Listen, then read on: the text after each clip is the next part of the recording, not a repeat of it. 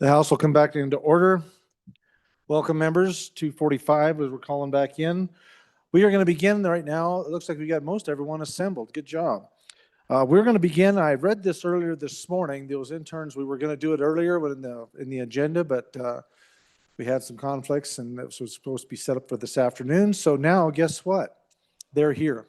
We have them staged in the side right here. So members of the House, each year the Wyoming Legislature sponsors the Legislative Internship Program, providing high school and college students with a unique insight into the legislative branch of government and its crucial role in creating public policy.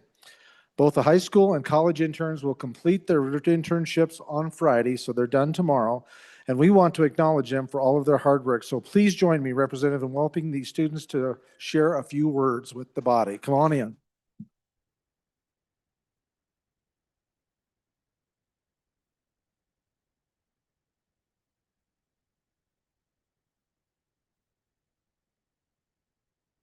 Please proceed.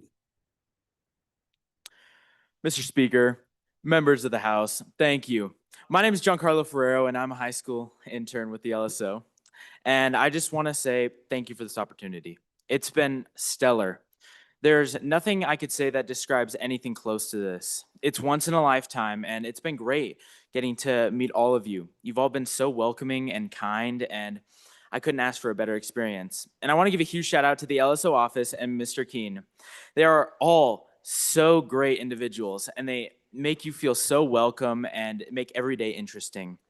I also want to thank my parents who are up there watching me right now. They're great, and I wouldn't be here without them. And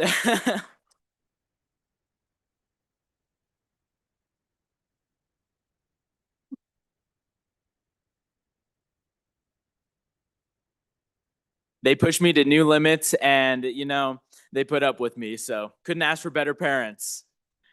I love Wyoming, and I think what everybody does here is so phenomenal. I think representing our people and our state is one of the most selfless things you can do. And I just want to say thank you again. It is really, really special. And I just want to finish up with saying God bless America, God bless our troops, and go Pokes. Thank you.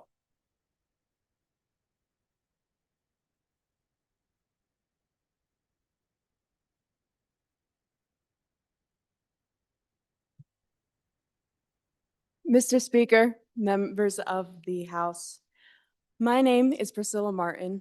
I am a student at LCCC in my sophomore year. I am also a Cheyenne local.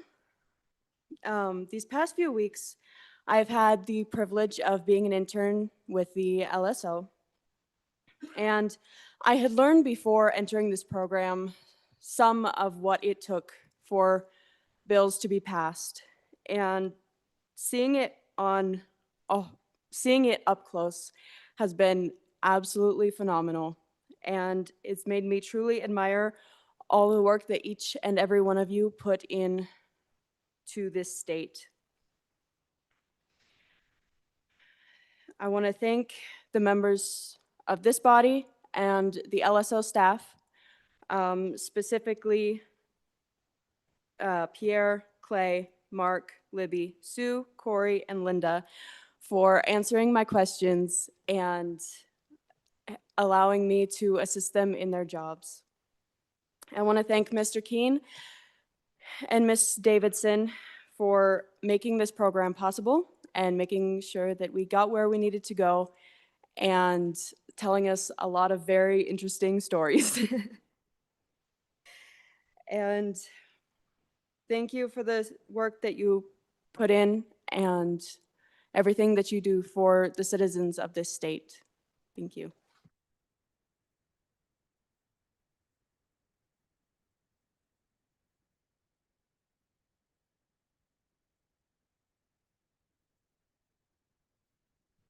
Mr. Speaker, members of the House, I am Malachi Lennon. I am originally from Douglas, but now I am a sophomore at the University of Wyoming.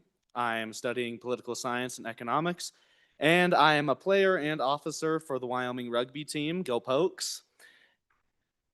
And I think I just want to point out by saying just all the wonderful things that this state does for young people and its citizens alike.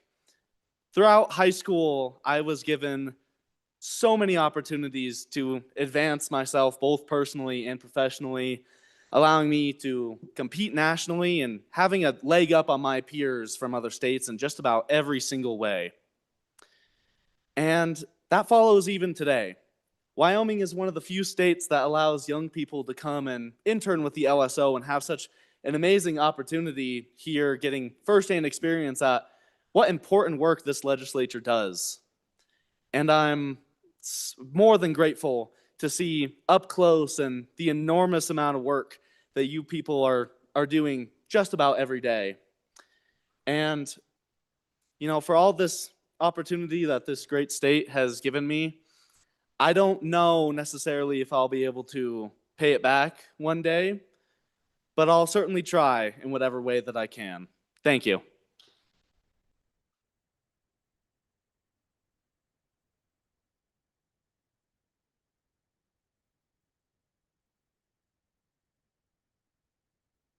Mr. Speaker, members of the House, my name is Sarah Maynor, and I was born and raised in Sheridan, Wyoming. I'm currently a senior at the University of Wyoming studying psychology, and I hope to graduate in May. Naturally, with a psychology degree, I'm going to go to law school.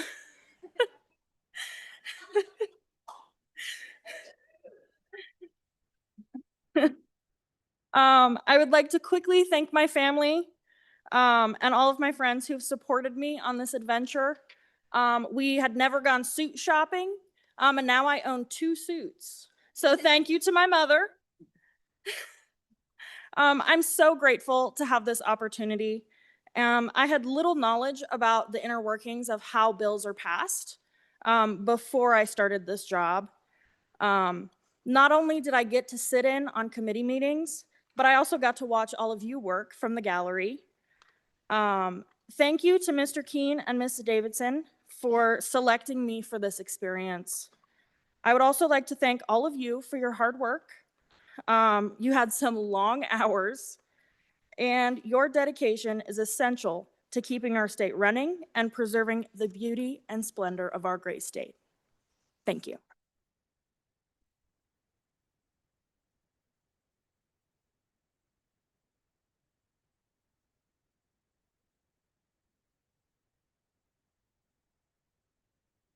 Mr. Speaker, members of the House, my name is Kelly Joyce. I am a sophomore at the University of Wyoming studying computer engineering and economics. I originally grew up in Los Angeles, California. So for me, being able to stand in my state, well, now that I'm in Wyoming, my state's House of Representatives is an incredible feat. And when I tell my family back in Los Angeles that I'm here doing this opportunity, they are just in awe. And I'm in awe too, standing here and seeing all of you guys love your job and smiling at me right now. Like, I'm just like, it's just incredible. And I think that when headlines come out in the news and there's this bill passed, this bill didn't pass, it's so easy for people to come to this conclusion and to just judge and say, oh, that person said nay, this person said aye. And being here and being in the Capitol, you see how much actually goes into every single thing. People forget there's an interim. People forget there's committee meetings and there's chairmen who have to go through all this information. People they don't know all this stuff. And I think in a world that's so full of knowledge, we still sometimes lack that connection to letting people know all this stuff. But you guys do such an incredible job. And I can see how much all of you care. And you show up every day with your unique personalities and perspectives and caring so much about your constituents. And I just love it. And it has given me such a desire to go into this field and to become something that you guys have made yourselves. And I think it was a representative up in the Joint Committee yesterday who told me that you guys are all preparing the seats for the future. But I guess for me, you guys are the present. And to me, that's a really big deal too. So don't forget about how important you guys yourselves are for the present, like right now, and also for the future.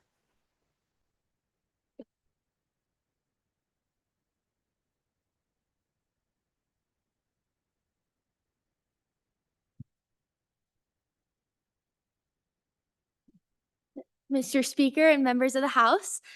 First off, I want to say thank you. Thank you for all of you guys today and the hard work you've put in over these past couple of weeks. I also want to say thank you to Mr. Keene and Mrs. Davidson. They've put a lot of time in here as well as the LSO staff and everyone who makes this happen behind the scenes, going from the clerks all the way to the people that serve food and our custodians that make this place such a wonderful place to be. My name is Elise Newton. I'm originally from Cheyenne. I'm currently a freshman at the University of Wyoming. I'm studying political science and education with a focus in pre-law and a minor in honors. And through the UW Honors College, I've developed a strong interest in financial literacy. I started a project when I was 16 called the Senior Survival Project that was based around student-centered learning and education for the students and by the students. I've made that my focus on my UW capstone project. And I wanted to work here as an intern because of one of the senators that represents UW. I have the honor of working with Governor Gordon and the State Board of Education, and I'm currently on a social studies standards committee rewriting and reviewing education standards for the state. All of this has really expanded my knowledge on how to advocate better for people, and what a good way to get firsthand knowledge than to watch the people doing it firsthand. I've learned a lot about our statewide system of government, and I appreciate all your guys' hard work to represent the people of this state, so thank you.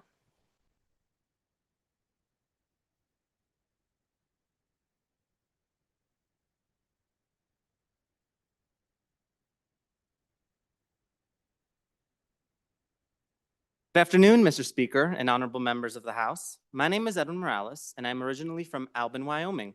I am a junior studying criminal justice and business economics at the University of Wyoming, and I also have the pleasure of representing the students of UW as a student senator for the Associated Students of the University of Wyoming, or ASUW for short. What an honor it has been to serve as an intern during this session. I want to give a huge thank you to Mrs. Davidson and Dr. Keene and all the LSO staff for this wonderful opportunity and for all the knowledge that they have given us. I have learned a lot from this experience, and so that I don't bore you all, I'll only give you two. Firstly, there is the power of communication and compromise. These are the foundations of negotiation that lead to desirable outcomes and good results. And this is a lesson that serves in all aspects of life, not just in politics. Secondly, I have an even greater appreciation for our state and how truly lucky we all are to live in the state of Wyoming. Where else can your representatives be your acquaintances, your friends, your neighbors? Where else is power so close to you, so close to the people? And where else do you get opportunities such as this internship that I have been so lucky to receive? It is truly unparalleled. So as this session comes to a close, and as my time as an intern comes to an end, I also want to thank all of you for all the hard work that you guys have done. As a final message, let us all remember the reason why we are here. The great love and dedication we have to our state. Wyoming is truly special. So as we leave this building, let us not forget that specialness. Let us continue to live by and foster it. Thank you. God bless Wyoming. God bless America, and go Pokes.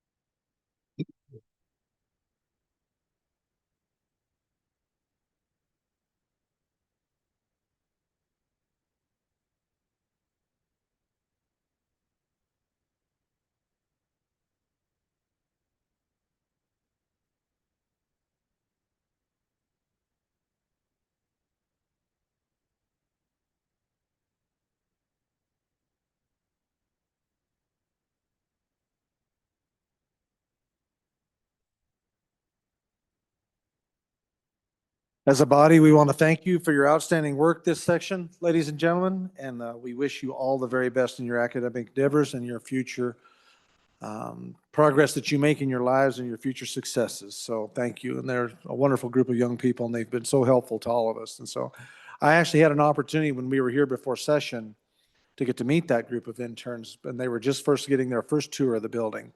And so several days before the session. And so great group of people. And it was interesting. We had stood right here, and I was able to ask those young folks, you know, what are the most important issues for them as being high school and college students? And we actually probably took way more time than what their handlers thought was a good idea, but it was so interesting to hear their comments about the things that are important to them for the state of Wyoming and where they're at right now and their perspective on policy. So extremely intelligent and very, very well qualified group of young people. And it was really a neat opportunity to have that chance to meet and visit with them early on. So wish them all the best. All right, ladies and gentlemen, we're back in. Unless somebody has something else that they need to say from the lectern, we are going to go back into third reading. Unless, do you want us to do some enrolled acts, or do you want us to, let's get third reading going, I believe. So, okay, next bill for our consideration, Senate File 106. Reading clerk. Senate File 106, sponsored by Senator Beitman. Welfare Fraud Prevention Act amendments, an act relating to welfare being enacted by the legislature of the state of Wyoming. We have amendments for 106. First amendment for our consideration. Find it here. 106-1. First amendment, Representative Brady. Please proceed. Thank you, Mr. Speaker. I'd like to introduce amendment number 1 to third reading of. You're gonna want to move amendment. I'd like to move amendment number 1 to third reading, Senate File 106. There you go. Thank you. I'm sure you've all received some emails from around the state regarding this bill. When it comes to, you know, searching for fraud, if we don't look for it, we'll never find it. So I'm just trying to address a lot of these emails that came in. So I'm sure we all agree that there's a necessity for welfare reform.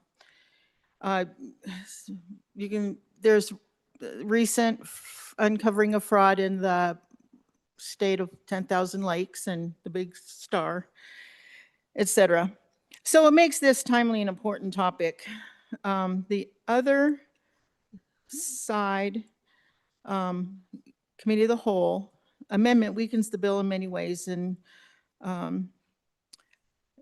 let's see, implementation date to verify the other stages, et cetera, change from 29 to 27. So some of the issues here with Social Security and numbers are available to legal aliens. It's critical to verify status and income. So income verification additionally needs to include, through the ALEC model of legislation, unearned income maintained by the Internal Revenue Service, Wyoming, income and unemployment insurance benefits, payment information, veterans payments and veteran medical database by VA, Wyoming daycare subsidies by Department of Family Service, by a certain agency.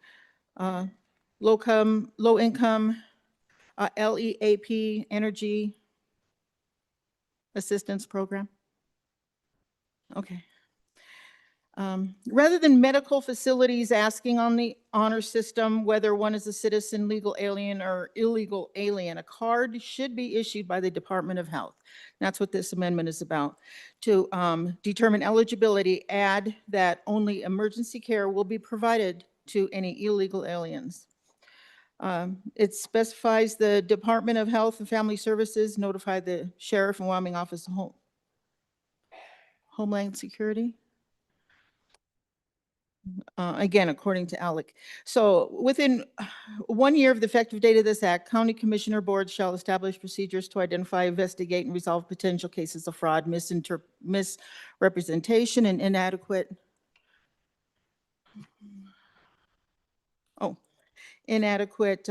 documentation prior to determining an applicant's eligibility for assistance. And each county board shall submit to the department a plan describing anti-fraud procedures. The plan must be systematic and ensure that every case is reviewed. Further, the review must include utilization of the income eligibility verification system established by this act. For me, I feel like if this amendment may not be exactly what is needed, I would have liked to have seen this gone through the interim, because I think it just needs more attention because of the fast complexity. So the initial bill wasn't strongly addressed or was missing the fraud component regarding Medicaid, and just fraud deduction, investigation resources, implementation of funding. So what the amendment would do is help reduce fraud, monthly database cross-check, requiring for address changes, death records, multi-state enrollment. A lot of this fraud does happen. We think it's by people, but it's a lot of it is due to administration and clerical error, and things are just not enough people looking for fraud. As was said, fraud numbers are low if nobody's looking. So it would check on citizenship, immigration verification, fraud reporting, transparency, and income employment, as I said, cross-checks. I just wanted to put it out there because I think it felt like, this bill needed an amendment. So I just put it forth and ask your favorable vote. I'm just letting you know where I am. I'm going to be no on the bill if we don't see some kind of, if we don't strengthen it all. Thank you. Thank you, Representative. Representative Rodriguez-Williams, for your first time. Thank you, Mr. Speaker. I would like to divide this amendment. Okay. What is your division, Representative? So Division 1 would be on page 1, lines 8 through 25. And then Division 2 would be everything else. Lines 26 to the end.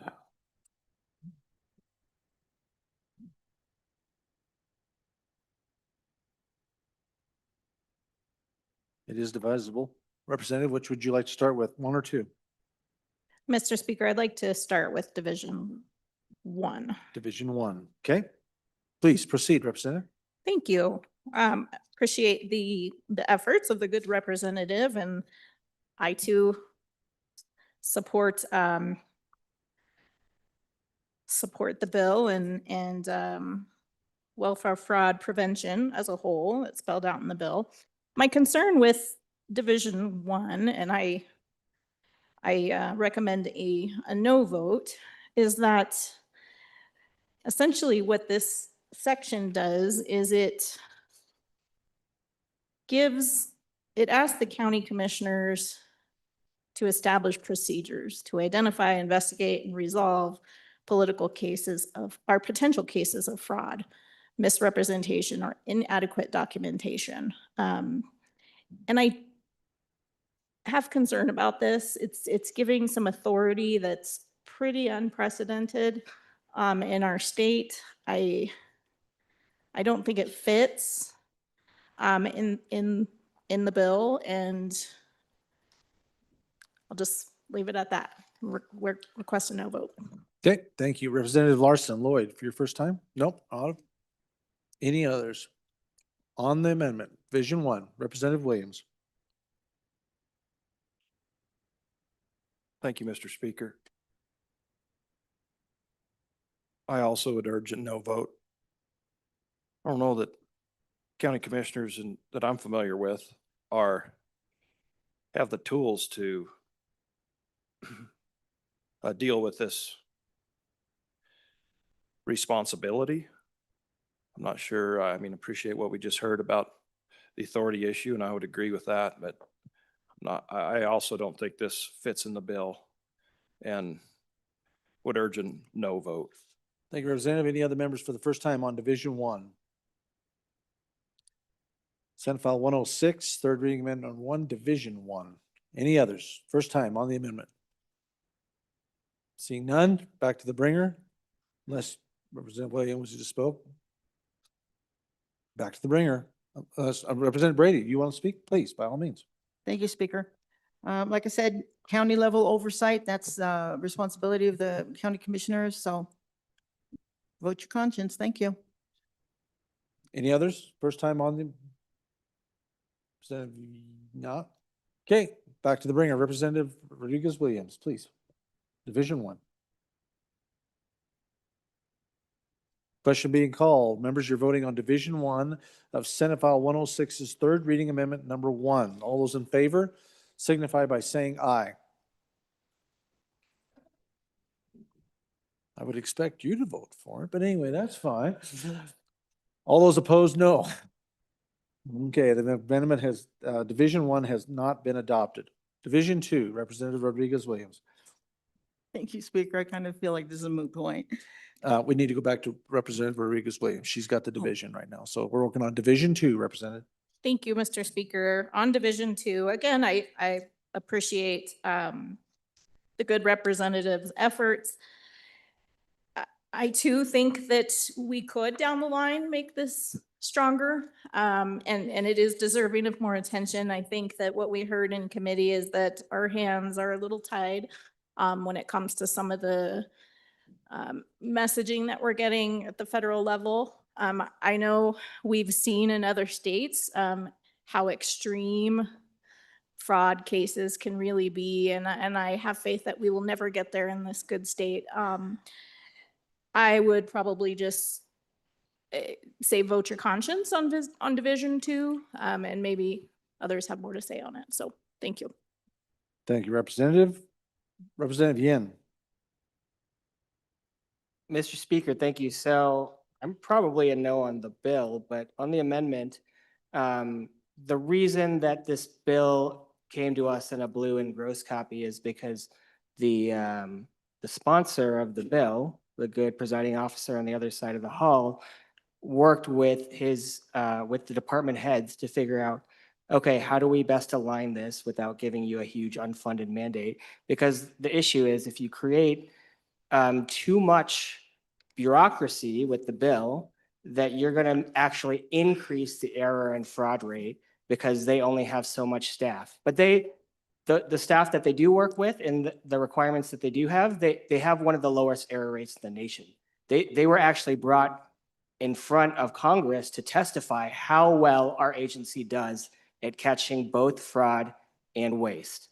So again, I don't think the bill is necessary, but number two, I think creating more bureaucracy with the amendment is a bad idea. So I would ask you to vote no on the amendment so we don't actually increase our error rate by adding all of this into it. Okay, any other members? Representative Larson Lloyd, for your first time, sir. Thank you, Mr. Chairman. A couple of 3 points just for the body to understand and to follow up on the good previous speaker there, that is under the big beautiful bill, and as we look at the requirements to really cracking down on the error rate, is if we make mistakes and our error rate is above 6%, then we're subject to some penalties. And memory serves me correct, I think that could be upwards around $3 million. Our current error rate, because of our investment in technology, is 3.72% as we are right now. Our fraud rate, and there's nobody here in this body that feels that fraud should be tolerated. The current fraud rate is less than 1%. Less than 1%. This amendment, if adopted, would require the agency that oversees services to families would need about 79 new full-time employees to carry out the requirements. And some of those requirements on military benefits, on public housing, are currently now in the bill, which was worked on very hard on each time you renew it. This amendment has a monthly requirement on every individual And it's a big burden. So I think that we all appreciate the intent that we want to make sure that our error rate is as low as possible. I pat the agency on the back and say, well done at 3.72%. And we want to avoid fraud. And when you can have fraud at less than 1%, well done. And one other well done, Mr. Speaker, is that yesterday, the Secretary for Health and Human Services signed Wyoming's SNAP waiver on exempting and not allowing sugar and sugary drinks and sugar to be acceptable. So Wyoming continues to move forward and lead the nation in those types of things, but encourage a no vote on this amendment. Thank you, Representative. Representative Washit first here, and then Representative Stiver. Representative Washit. Mr. Speaker, just a question for the bringer of the amendment. Along the lines of the last speaker, have you had an opportunity to speak with the agency involved, and have you gone over this amendment with them to get some feedback from them? I noticed the bill itself doesn't have a fiscal note, and so when we bring these third reading amendments, it's helpful if we got some feedback from the agency so that the body knows a little bit about what the impact might be. Representative Stiver. Thank you, Mr. Speaker. On and no to this amendment. Page 1, line 40 and 41, it has veterans benefits in there. State cannot get in the VA system and look at veterans benefits. That's handled by the federal side. So on and against. Representative Nicholas, for your first time, sir. Thank you, Mr. Speaker. So ladies and gentlemen, I did meet with the director of this department this morning, and in an email that she forwarded to me this afternoon, they estimate that this will add about 166 hours per person per month in order just to implement what's outlined in this particular bill. It will require at least 78 new employees, and they believe the cost will be between 3.1 and 3.2 million a year just to do the implementation of this. In addition to that, some of the requirements outlined here are in direct conflict with federal law, which means that we'll put some of our federal dollars at risk. So on and against. Representative Brown, for your first time. Thank you, Mr. Speaker. This is exactly what we see when we see national policy groups that want to grab a hold of a piece of policy that they see that actually has some really good intent and actually has some really good opportunities to fix some of the issues that we might have in the state of Wyoming and put a focus on them. But we heard it 3 or 4 times when the bringer, the sponsor of the bill or the amendment was coming through, that this was being pushed by a national organization. And I think we see exactly what we just heard about this is the good representative from the southern part of my county just sat here and said, the information that's in this amendment can't even be actually done or touched by this agency. Veterans benefits are outside of the scope of their role. So I think if we're going to pass amendments in here and we're going to have a discussion about amendment, they should probably be focused on Wyoming issues. Any other members on Division 2, first time? Seeing none, second time. Any members want to speak second time? Representative Rodriguez-Williams. Or wait a minute, Representative Brady, did you? No, we went to a second time. Representative Brady did not speak on the first go round, so we're back to Representative Williams. Representative Williams, please. Division 2. Thank you, Mr. Speaker. Again, vote your conscience on the Division 2 of the amendment, wholeheartedly in support of the bill. And again, I appreciate the amendment from the good representative. By no means would I stand up here and impugn her efforts, because we all have different perspectives and different constituents with different values. So I appreciate her representation of the good people that she represents in that part of the state. I will tell you that one of the greatest testimony that we heard in committee on this bill was, I'll restate it. Are you dead? Are you illegal? Do you refuse to work? Are you registered in multiple states? you should not get welfare. This bill fosters opportunity. Again, I appreciate the bringer of the amendment and on for the bill. Thank you, Representative Williams. Members, you're voting on Division 2 of third reading amendment number 1 to Senate File 106. All those in favor signify by saying aye. All those opposed? No. Amendment has not been adopted, so therefore the amendment has failed. Okay.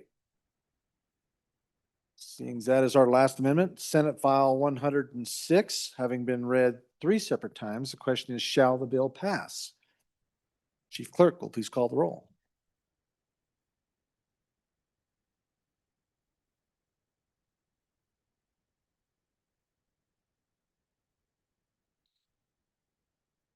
Ellamand, Andrew, Angelos, Banks, Bear, Brady, Bratton, Brown Gary, Brown Landon, Byron, Campbell Elisa, Campbell Kevin, Chestick, Clouston, Connolly, Davis, Erickson, Filer, Bornstrom, Geringer, Guggenmoss, Haroldson, Harshman, Heiner, Heft, Jarvis, Johnson, Kelly, excused, Knapp, Larson Lloyd, Larson JT, Larson JT,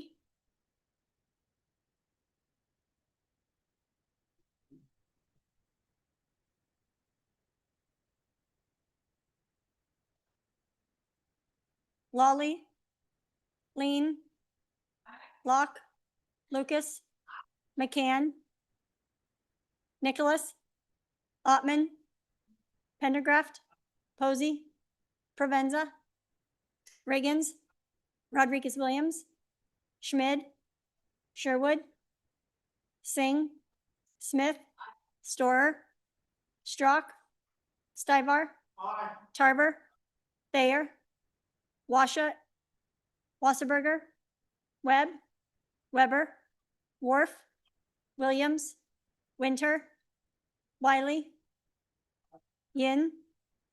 Mr. Speaker. Aye. Are there any changes? Larson JT. Aye. Are there any changes?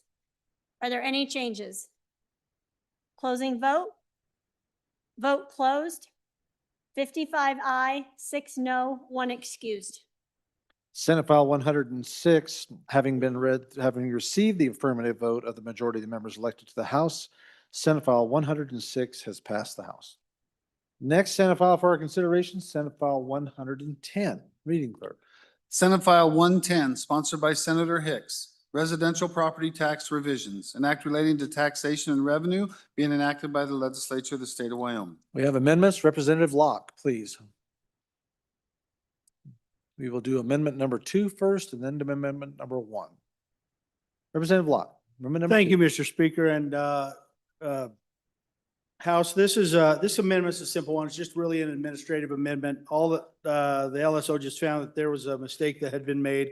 And is all they've done is insert one of the paragraphs that was already there. It was left out. So it is literally just an amendment. I just ask for your favorable consideration.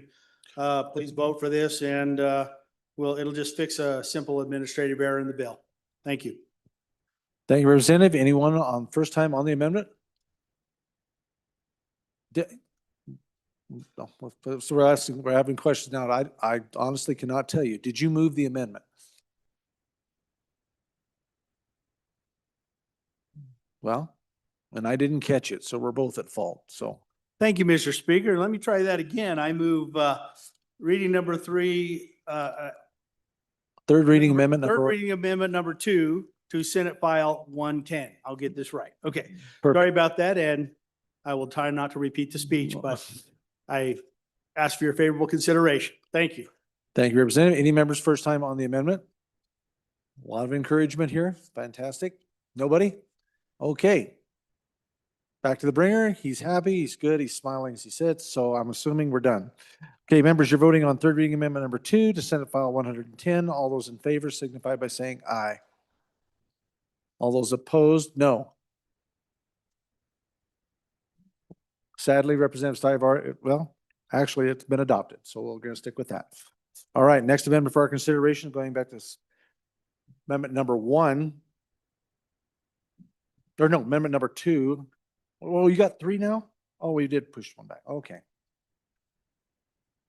That's this one here. Oh my goodness. Okay, hang on. Got to move some stuff around here.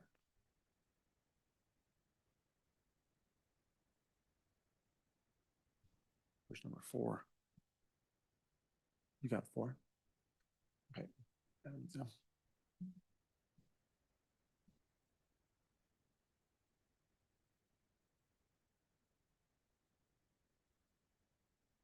Okay, Senate amendment number 3 to Senate File 110. Representative Storr, please.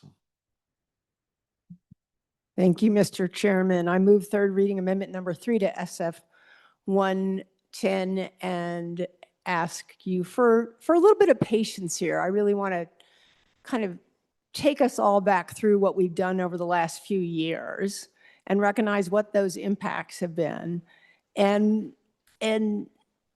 venture with me that perhaps there are some other opportunities that we could be considering when it comes to property tax. So I've heard a lot about the question of relief versus reform.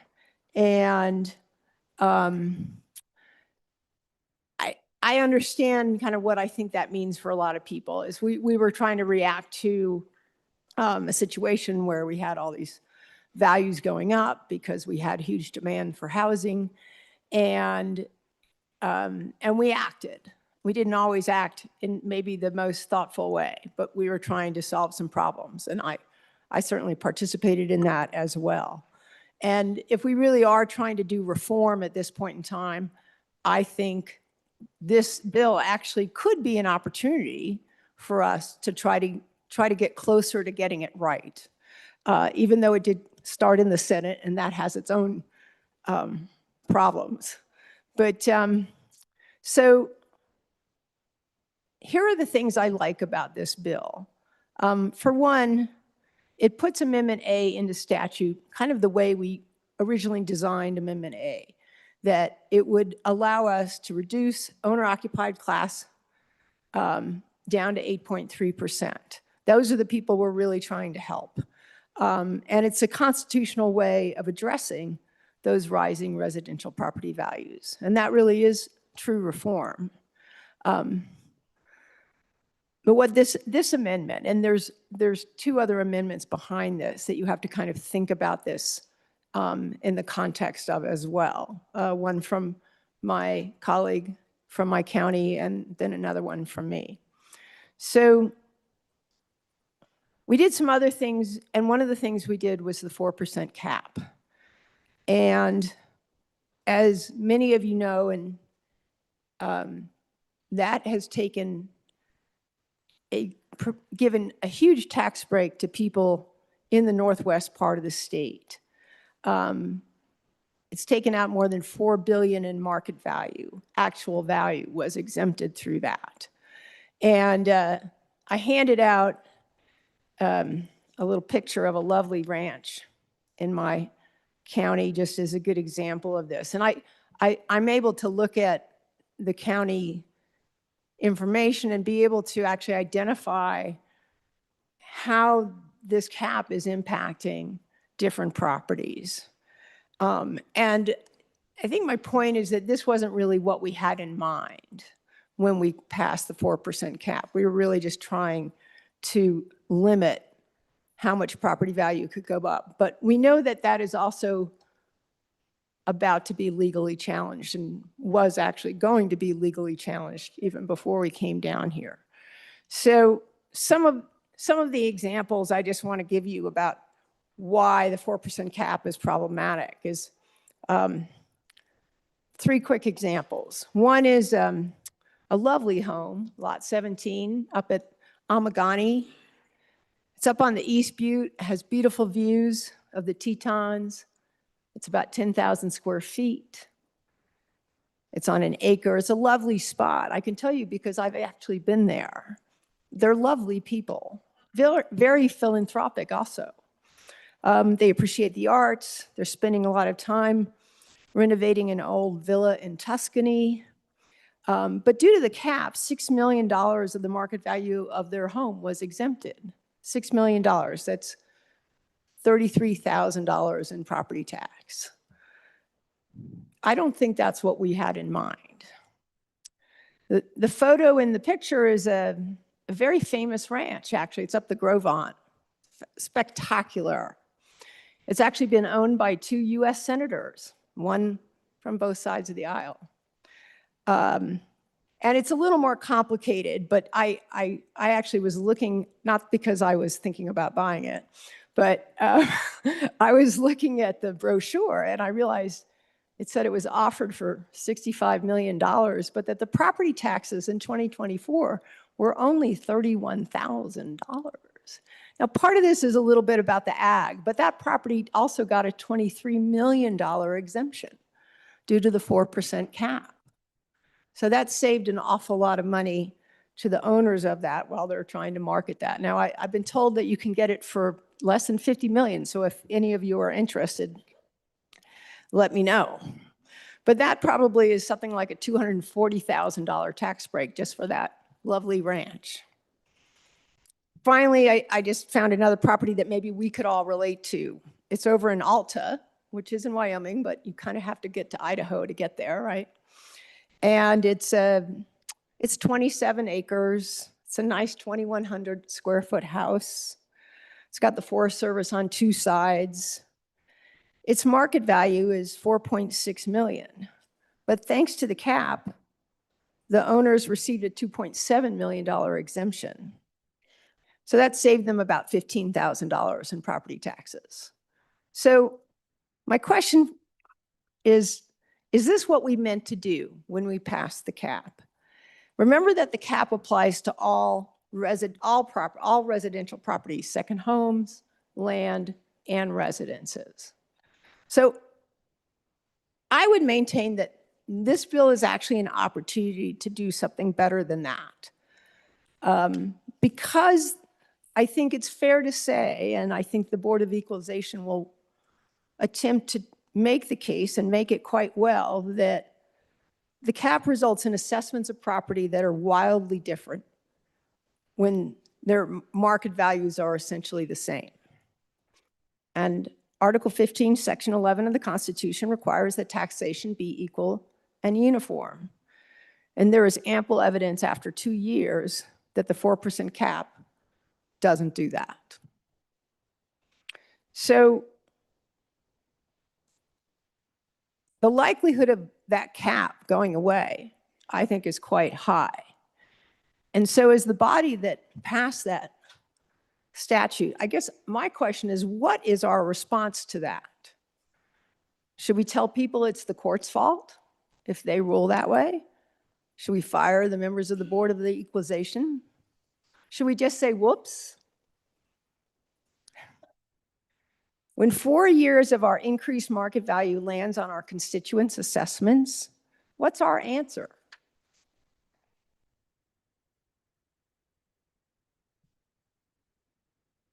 We put ourselves in this mess.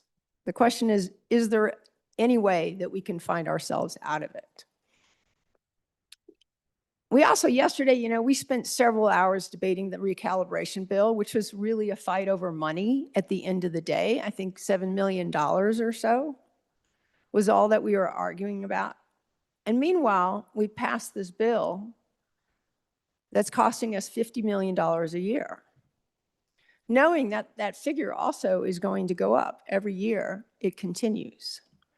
So also, we could give fabulously wealthy people, lovely as they might be, a break on their taxes. So I ask all of you, what would be our true goals? At this point in time, what are our true goals for property tax reform where we are today? So I would maintain that providing a constitutional property tax reform would be my #1 goal. And we can do that through Amendment A, and that's in this bill. And for most taxpayers, that's going to provide a 12.5% cut. We can also get our counties and special districts back to being whole. And we can focus our relief on where it makes sense. I would rather give a break to true Wyomingites, and I think your constituents would as well. So by repealing the 4% cap, which is what this amendment does, we'll be putting more money back into schools that will reduce the fiscal cliff that we've created. But finally, how can we mitigate the impact of doing that? And is there a way to do that through this bill? So that's where I think we need to get a little creative. And it won't be perfect. It won't be uniform across the board, but it's where I think my colleague with the next amendment actually has a good idea, and that's to raise the amount of the fair market value that gets exempted from the 25 school mills to $3 million. Since we made this mess, maybe this is a way for us to alleviate the impact. But if you look ahead to the next amendment, you'll see that I want to modify that exemption over the next 3 years so that it creates a soft landing, but then we get back to where we were. So that amendment limits that exemption to the first $3 million the first year, $2 million the second year, and $1 million the third. And then it goes away. By year 4, we'll still be taxing the first $3 million of an owner-occupied property at 8.3%, and that will continue. And then by then, we can get a good handle on where things are at and decide whether there's something more we need to do. I stand for questions. Thank you. Representative Lean, for your first time on the amendment. Thank you, Mr. Speaker. On and opposed to the amendment, I sent you all an email from the 2025 State Board of Equalization rates, and it breaks down in each column by county where you can see the 4% cap, the 25%, the long-term homeowners, how much money has been exempted. There is a totality there. So if we remove this 4% cap, right now, those compiled figures would be $721,184,065 of taxable value that will be back on every residential property tax bill. That doesn't count the 2026 taxes that have gone out for assessment, but that information is being compiled and will be available June 1st. So on and opposed is this is a tax increase to all of our residential properties. Representative Locke. Thank you, Mr. Speaker. And I'm going to say exactly what the previous speaker said in just a little bit different way. Keep in mind, you take away this 4% and the 25% that we think we gave everybody, that very likely rips a significant portion of that away. You're going to dump that all right back on the taxpayers immediately. So on and against this amendment, strongly on and against this amendment, the 4% cap. I want everybody to think about what the 4% cap does. Okay, if you don't leave a cap in place, 4%, let's just use the 4%. That means with 4%, that means everybody's property tax doubles every 17 years. Okay, everybody says, is that fair? Is that not fair? Well, that means by the time you're just a little over your 30-year mortgage, guess what? You've quadrupled your property tax. That means you've replaced your mortgage with property tax. So on and against this amendment, this is definitely not the way we want to go, and we don't want to be the people who basically dump the relief we gave all right back on the people that we just gave some relief to. Thank you. Any other members? Representative Larson, JT.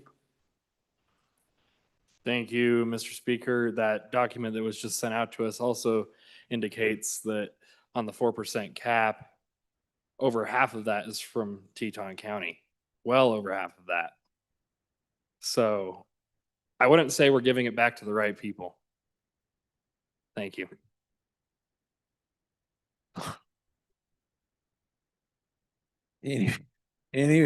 Anyone else like to opine on this conversation? Wow. That's it? Okay. Second time, we have Lean, Locke, and Larson, JT. Seeing no one? Okay, back to the bringer, Representative Storr. Thank you, Mr. Chairman. So to summarize, with this amendment, we would get rid of the 25% cap. That puts $100 million back into our counties and special districts and schools. We replace some of that by dropping the assessment rate constitutionally on owner-occupied homes to 8.3%. That's probably $56 million worth of the 100. So, and then we eliminate the 4%. That puts $50 million, mostly from Teton County, back into schools and some counties. And then we mitigate the impact of getting rid of the cap by asking the state to provide those exemptions that have been in the bill from the beginning on the school mills. And we do that over 3 years. I know it's complicated, but amazingly, the numbers are kind of wonderful, and it kind of evens out just the same way the bill did. We just go about it in a different way. Thank you for your consideration. Members, you're voting on third reading amendment number 3 to Senate File 110. All those in favor signify by saying aye. All those opposed, no. Okay, amendment has not been adopted. Next amendment for our consideration, number 4 to Senate File number 110. Representative Byron, please. Thank you, Mr. Speaker. I move third reading amendment number 4 to Senate File 110 and ask for favorable consideration. Body, it's not the place I want to be right now talking about this, but I have to represent my district. We agreed on $1 million yesterday. I would just ask you to consider $3 million. The reason that is because I'll use an example. In my neighborhood, which is on the southern tip of Teton County, someone bought a lot in the 70s for $60,000, put a double wide on it, built his house. He's a trade laborer. He works in the construction industry, still shovels his roof, still paints his house every year, still works. He's in his 70s. His house is now valued at $2.2 million. $2.2 million. So I just do not think that the $1 million captures what we're trying to do. We've debated this. We debated it last session. We've debated it this session. So with this amendment, I bump it up to $3 million. Ask for your favorable consideration. I know it doesn't apply to everyone's districts, but these are the people that called us. These are the people that reach out to us. These are the people that built their own homes, and they are being affected as well. So I'm just trying to include them in what we're doing with this bill. So I ask for an aye vote. Thank you, Representative. Representative Wiley, for your first time. Mr. Speaker, on and against, this is the bringer is the same guy that wants to tax premium cuts of meats and toilet paper and cigars. Just on and against.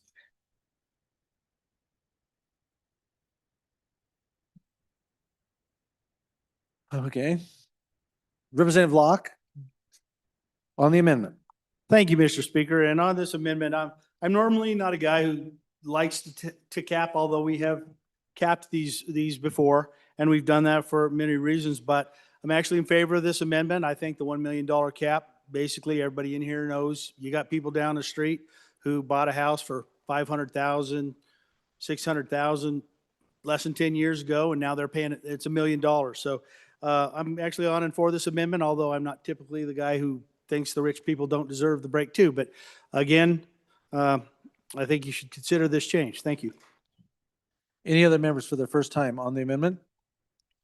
Amendment number 4. Second time? Nope. Representative Harshman, please. First time. Thank you, Mr. Speaker. On and against the amendment.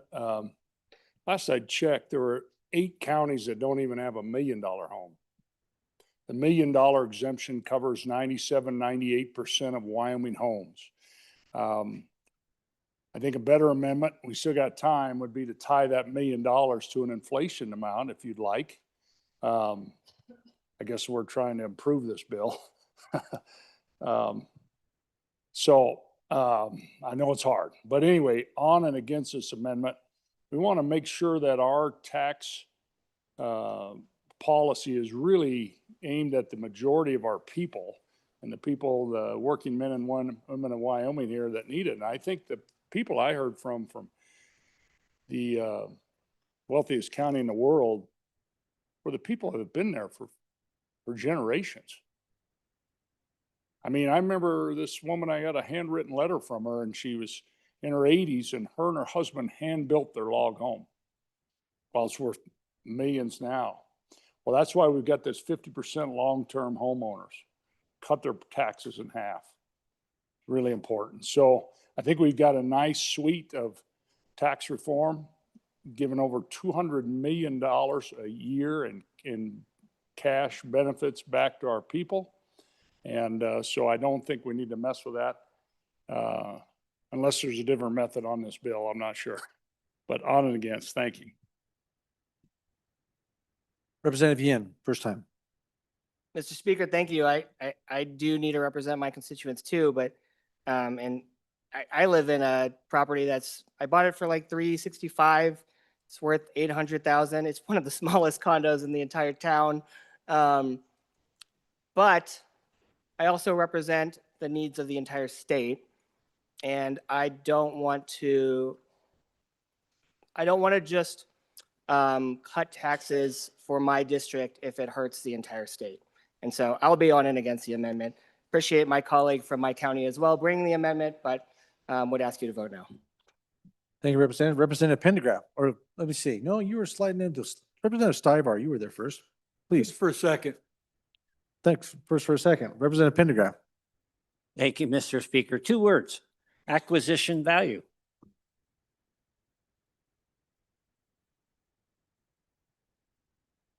Thank you, Representative. Representative Klauston, first time. Thank you, Mr. Speaker. On and against, I feel for these people that their taxes have gone up. They bought it at 60,000, but now the house is worth 2.1 million. There's a lot of equity has been built up in that. I'm sure they can find some resources, some bank to help them make up with those taxes until they sell their house. So I appreciate their situation, but against the amendment. Representative Baer, first time. Thank you, Mr. Speaker. On and for the amendment, I brought this up yesterday that we really didn't have a way of dealing with increasing prices. This really gives a lot more leeway, and I think it's appropriate, especially as we start this out, that we have this kind of elbow room, if you will, for homeowners that are up there, and certainly those ones in the area of the bringer of the amendments district. So on and for the amendment, I think it's a good choice. Any other members? First time on the amendment? Seeing none, going to a second time on the amendment. No one rushing to the microphone. Representative Byron, please.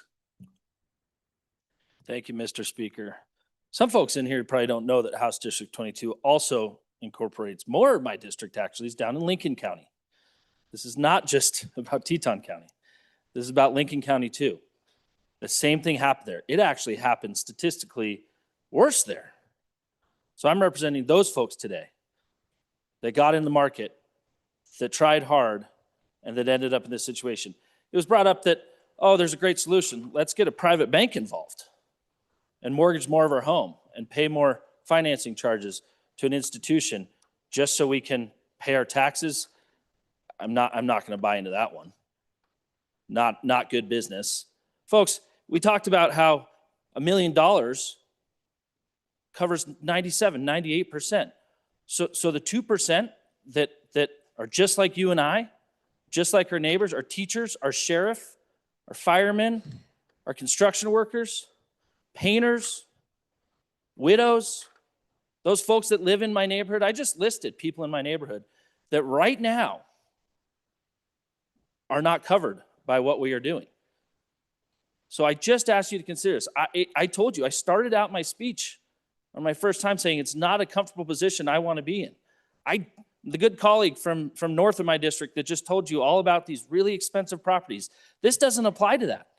Those are still, those 65 million, not 3 million, 65 million. I'm just trying to help out the folks that have been there, that are trying, that are working, and that are, yes, recipients of great appreciation in their asset, but also folks that just want to continue to live and be treated fairly. Please vote aye. Members, you're voting on Senate File 110's third reading amendment number 4. All those in favor signify by saying aye. All those opposed, no. Division, thank you for doing that. Please stand if you are in favor of amendment number 4.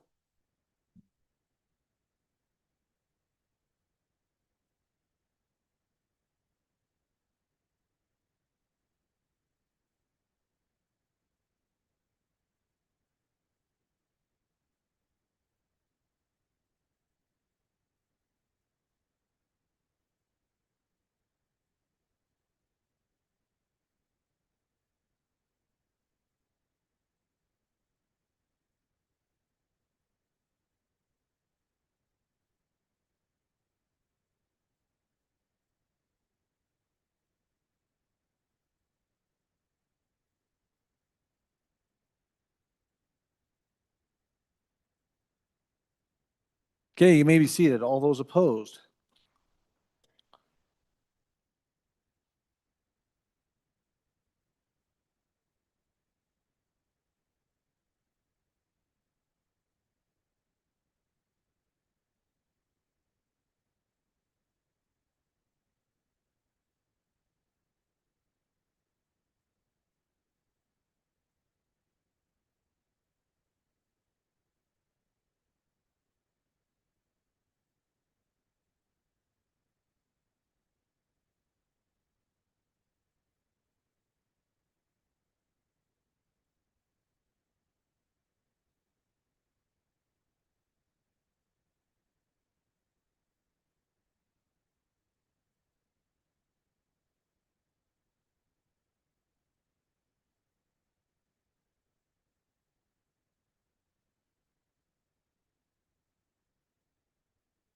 Okay, members, you may be seated. The amendment has been adopted 29-26.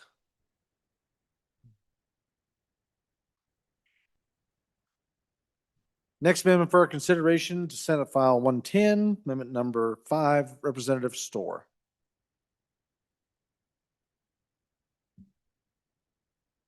Thank you, Mr. Chairman. I respectfully withdraw amendment number 5 from SF 110. Thank you. Thank you, Representative. The amendment without objection from the body, the amendment has been withdrawn. Next amendment, number 6, Representative Harshman. This ought to be interesting. Thank you, Mr. Speaker. I move third reading amendment number 6 to Senate File 110. This doesn't change the title, so it just changes the catch title, which I think most people read. I would like you to pull up the handout that just hit your desk. This is so important to see the numbers so you can make an informed decision when you vote. If you would, please grab this. Okay. So it's a double-sided handout, and I'd like to start with the one that has a number 1 and says current. So flip your page over if you don't see that. It says current. And those are our 3 tax reform plans we have in place. So that number 1 is over column 1, and that's the 4%. Okay. And we're just looking at the assessed value that's exempted there. Okay. And then number 2, you look at the 25% currently we have exempted. And then number 3 is the long-term homeowners of 50%. And then you can see the average county mills, but I circled the richest county in the world down there. So 100 on just the 25% exemption, we've exempted $200 million worth of property from taxation. Okay, that is about, and I wrote 26 million, it's actually 13% of that benefit then is in Teton County, right? Because you can see the $1.5 billion from that exemption. 200 million of that is in Teton County, so about 13%. It's actually, and I wrote 26 million, it's actually about 13 million. I was thinking 2-year thing. So about 13 million from our current comes out of that, just on that one exemption. Now, that's not counting the other 2, which also, go to that county. But then flip over on the second page, and this is more specifically to this bill. And And you can go down to the richest county in the world. This is numbers now. Okay, it's not assessed property that's exempted. But so when you cut the 25 school mills, it's $46 million that county will not pay. And of course, they're the second biggest recapture district behind Converse. And then you're going to see they'll pay less local mills, the 12 school foundation, less 6 mills, and then less county mills, and then less other mills like special districts. See, this whole bill was brought saying more money's going back to locals, but the richest county in the world is just the opposite, okay? And so then you look at those dollars, it's about 48 million. And I drew the arrow around the corner there to the total amount of this bill exempts, 100 million. So about the same as the 25% we currently have. So apples to apples, it's 100 million, 100 million. But who's getting exempted? Right? So the money now is going to come from the school foundation program, but the Teton County exemption then grows from 13% to 48%. Now, the whole benefit to the people of Wyoming is still about $200 million, but it went from about $13 million now to $50 million, shifted from the rest of the state. And that'll be generally from our poorer counties, because when they go 9.5 to 8.3 and lose the 25 school mills, it's not as much as exemption as a 25% off their property. So most of our lower property value property houses are going to have less tax break, so we can send more of it to the richest county in the world. I don't know. I don't know whose idea this was. I don't know. Makes no sense. And that's why I bring this amendment. I think we ought to be transparent with the people. I don't even know what it says. What's the old one say? It says something about property tax reform. Actually, this is a Teton County property tax exemption increase. It's going to go from about 13 million in this program. Get rid of that program, add a new program. It's going to go to 48 million. And it's coming from somewhere. It's coming from everybody else. It's coming off of my assessment, your assessment, and all the people you represent. And it's going to the richest county in the world. So there's the numbers. I don't know. Vote your conscience. And thank you, Mr. Speaker. Representative Block, first time.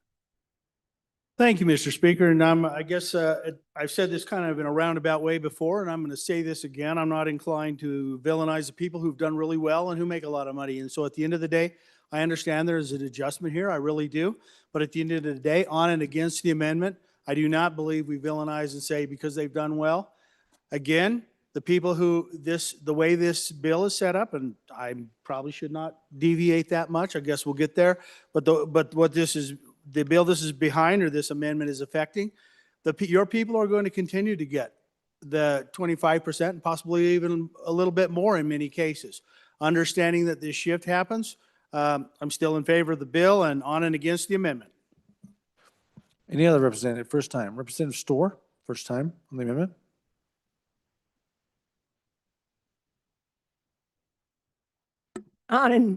Thank you, Mr. Chairman. On and for the amendment, I think the way my colleague from the middle of the state has articulated what this bill does as written is exactly right. It's especially with the other amendment we just passed, there's 4,000 properties in Teton County worth more than 3 million or more. Each of those are going to get over an $8,000 tax break as a result of this bill. I think it adds up to around another 50 million. And it's not the relief that we're aiming for. And this isn't about villainizing wealthy people. It's just recognizing that that's not our concern. Our concern as a body isn't to help wealthy people pay their tax bills. They're pretty good at doing that all by themselves. But we are trying to help everybody else, and we shouldn't be doing it at the expense of people who don't need the tax breaks, or the people that do. Thank you. On and for. Thank you, Representative. Any of the members for the first time on the amendment? Seeing no one? Okay, back to the bringer, Representative Harshman.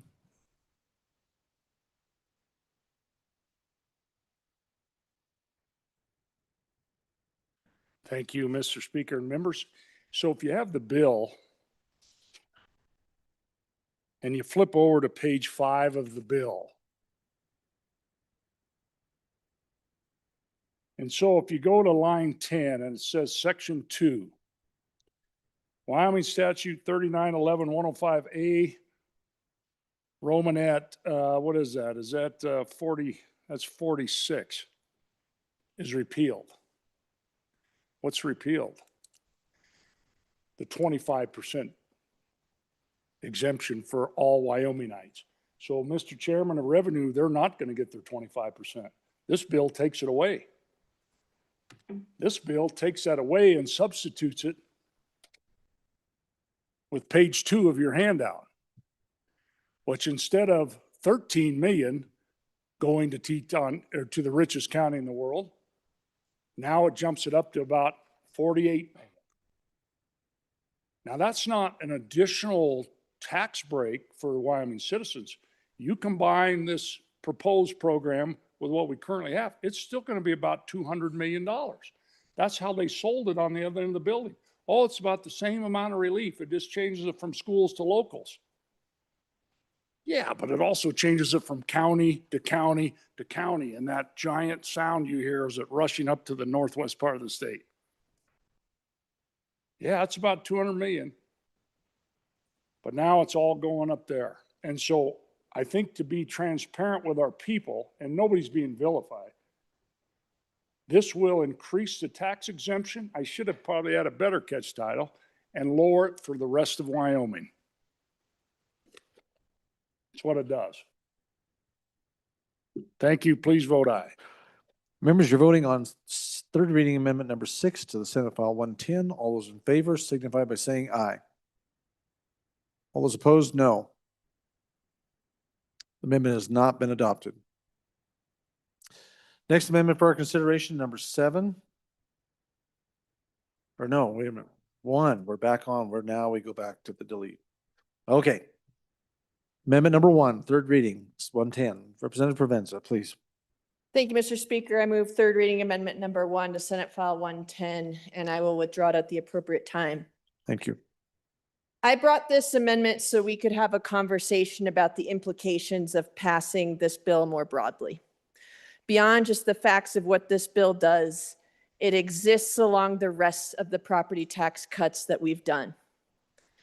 In our long-term fiscal profile, we're projected to fall below the 500 million tipping point in the LISRA in the year 2029.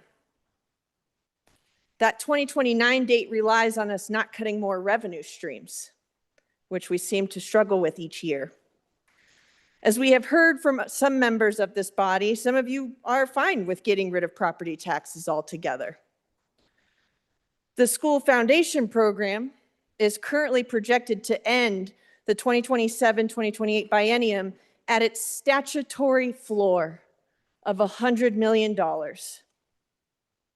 Our LISRA will be below the saving threshold the next year in 2029. How quickly has time gone by? 2029 is just around the corner.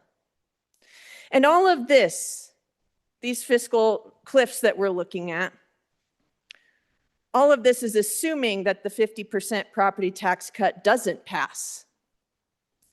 If it does, we're looking at nearly $125 million more in reductions to funding per year. And it also doesn't account for the $100 million price tag in this bill. So how will we pay for education? With no funds in the school foundation program and the LISRA, those funds will come from the general fund. By the 2030 budget session, we will be making decisions to cut funds from state services, so that we can pay for education. And what will that look like? Likely cuts to the Department of Health, our largest appropriation. And then legislators will be saying things like, I'm so sorry, we had to cut funding to healthcare programs because we had to fund education. I'm so sorry that we had to cut funding for developmental disabilities. I'm so sorry, but we had to cut funding for nursing homes. I am so sorry, but the most vulnerable of our people, we can't take care of them anymore as we are commanded. And if your goal is to make public education the enemy of the people of Wyoming, maybe that sounds like a great plan. Maybe that is the plan. If you're looking forward to discussions about cutting state services to our communities and defunding the government, then I guess this bill will help take you there. So if you look forward to having conversations, assuming you're in this body, about all the general funds that we will have to cut from our community services, then vote for this bill that comes with $120 million in cuts to local school district revenue. Vote for a bill that is fiscally irresponsible. Thank you, Mr. Speaker. Members on the amendment. Representative Locke, please. First for a second, Mr. Speaker. First for a second. Representative Filer. Thanks, Mr. Speaker. Woo. It's a heck of an amendment. But, you know, guys, I remember when I ran for office and I knocked on those doors and they wanted relief. People wanted property tax relief. And that last year when we all came in here, that was a goal. That was a goal of this body and the body down the hall and all the way through, all the way to the executive. And we did that. We all came in and there was bills being passed that, you know, this 25% is going to help out. We're going to cap, we're going to do all these different things. And we all said, okay, let's give them that relief. And now we come back again and now we're going to try doing some more. But with the last speaker, what she just said kind of struck a nerve with me. I hate property taxes too. I hate paying them. I hate paying any tax. But I also understand that that one department of health or the department that administers health, I guess. I have one of those kids that use that DD waiver. I'd rather pay my property tax. And, you know, and I also look at with the property tax cuts we did and how much it did cut, and it's something that we're absorbing and I think our communities are absorbing. I think is good because it actually brought everybody into the room because here we all are trying to fix a problem on a revenue stream that we don't even get. That goes to our counties. And here we are making those decisions for them, but it brought them to the table. They're willing to talk to us and say, what do we need? What do we got to do? How are we going to make this work? And we worked with them and we passed really good legislation. We passed true property tax cuts. Something that gave relief right away, just like they asked. And I think the year before I was even here, there was others. There was more property tax relief. Are we going to come here every year and argue the same points on a different piece and another piece of legislation and another piece? Why don't we just take it all away? Why not just write one bill, eliminate it? If that's what we want to do. Instead, we're going to keep having these arguments. But I also heard, Mr. Speaker, throughout the interim, before we came here, of a bunch of different bills too, that like if we can get rid of property tax, we can raise taxes over here. And why don't we just tell the people the truth? We're going to cut taxes here to raise taxes here. What's the difference, right? And then I heard yesterday, I was talking to a couple representatives and a senator, that, hey, this gives money back to the towns and counties. We're gonna be able to make them whole. With what? Our state coffers, right? So we're gonna drain our savings accounts to give back to the municipalities and towns and counties, and then we run out. Then what do we do? Are we all going to come back here, if we're all still elected in, I'd say probably 6 years, come back here and raise the taxes on our constituents? Are we? Or are we going to say, never mind, we're cutting all the different departments? How about that? I'll just do that. We'll just go broad all the way across. All the different departments, we're going to cut those, and those services are no longer available in your community. What are they going to do? They're going to be up in arms. I can tell you right now, go knock on any person's door and say, we're not going to help you when you're older. We're not going to help your child if they have a developmental disability. Oh, and by the way, we're about 10 years from not letting them go to school. Go knock on those doors. Please ask them that. Or what we could do is not vote for this bill. Or we can vote for this bill that was never even vetted by a committee. It's a personal bill. So nobody even got to really jump on there and decide, from departments and everything else, hey, this is a good bill. This will work. We can still fund everything. But let's not tell our constituents. Let's not tell my kids and my grandkids and your kids and grandkids. Can we please tell them that we're smarter than this? Just a little. Just a little smarter. Or we could be really cool like them other places in the United States where they just put a bunch of chains across the doors of our schools. I'm telling you, I knocked on those doors. They wanted relief. We did the best we could. We came, we got some good bills. We don't even know the outcome of them yet. And there's another initiative coming. There's another one to cut another 50%. I think we just be honest. Why do we keep playing with all these little tiny bills? Just delete it. Let's tell the people no more and no more services. Or do we tell the industry that built our state that they're going to have to pay a lot more money? Let's go tell those miners, all them coal mines, trona mines, all of them. Let's just say you're going to have to pay your fair share again. Let's double your fair share because we decided as a community or as this body that we're going to make a decision for 580,000 people that they no longer have to pay anything for the services they get. It's on you, mining industry. This is our state. This is our constituent state. We love our state, and not a single one of them is knocking down my door to pass this bill. I can promise you that. So can we just have a little compassion for at least 2 generations after us? Just a little, and make sure that they're okay. Thanks, Mr. Speaker. Representative Wiley, for your first time, sir. Thank you, Mr. Speaker. I'll help the good speaker before me from the capital city. I won't use the description departments. I'll use quality of life. And back in my community, that we, from the actions that we took last year, we have already been giving back more than was taken. There was news articles yesterday. Again, we're losing programs for our seniors. We're losing programs for our young people, Meals on Wheels. And it just keeps building. Civic centers.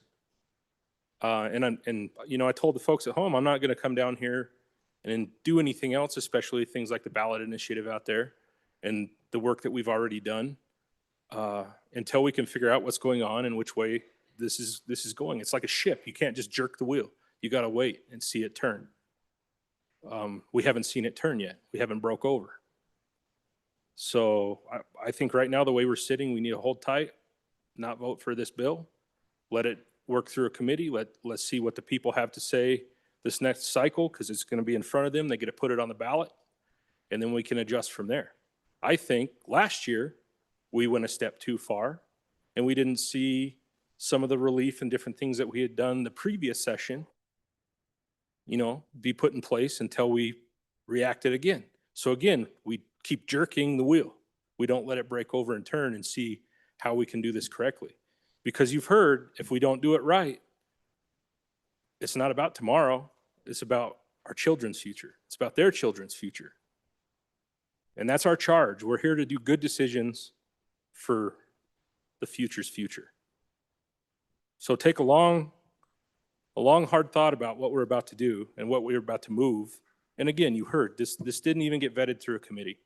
It sounds like committee chairman knows a heck of a lot about it to me, but it didn't get worked through a committee.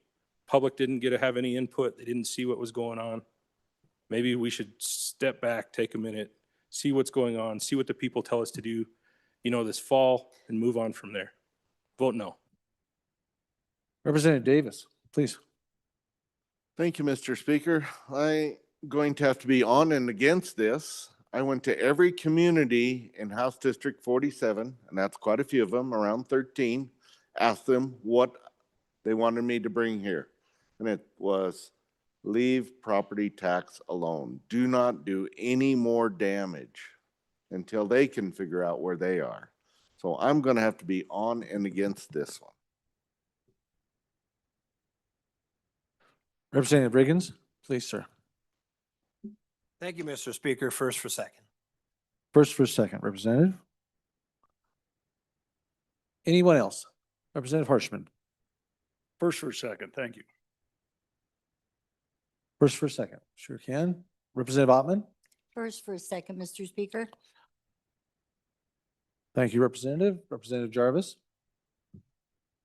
Thank you, Mr. Speaker. So I heard the other day the legislator give a pretty staggering statistic about from last year to this year, what happened in her county when we lowered our property taxes. An extraordinary amount of people with a whole lot of money came quickly. I'm not an economist, but I have a sneaking suspicion that that's going to happen everywhere. And I can tell you, while I was working on my degree and lived far on the East Coast, while I was out there for 6 years, my property taxes started out $11,000 a year. And when I left, were $13,500.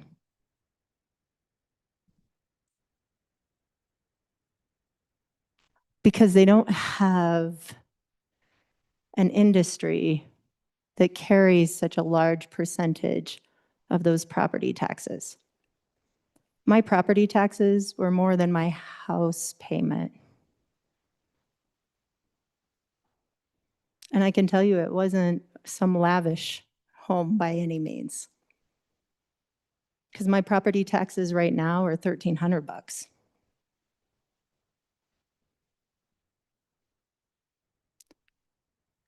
Those are the people that are coming here.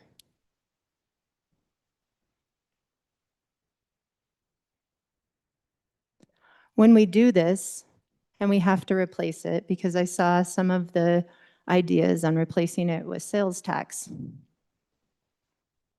Well, those people aren't typically staying here. They're here for a week or two, now and then. And they're driving the costs of our homes up significantly higher. Because I can tell you, just in the last few years, watching the homes in our communities, they're going up fast for our people. So if we replace it with sales tax, who are we taxing? We're taxing the renters. And this is going to put my children in my home, I call them my basement dwellers, for the rest of their lives because they're never going to be able to afford a home.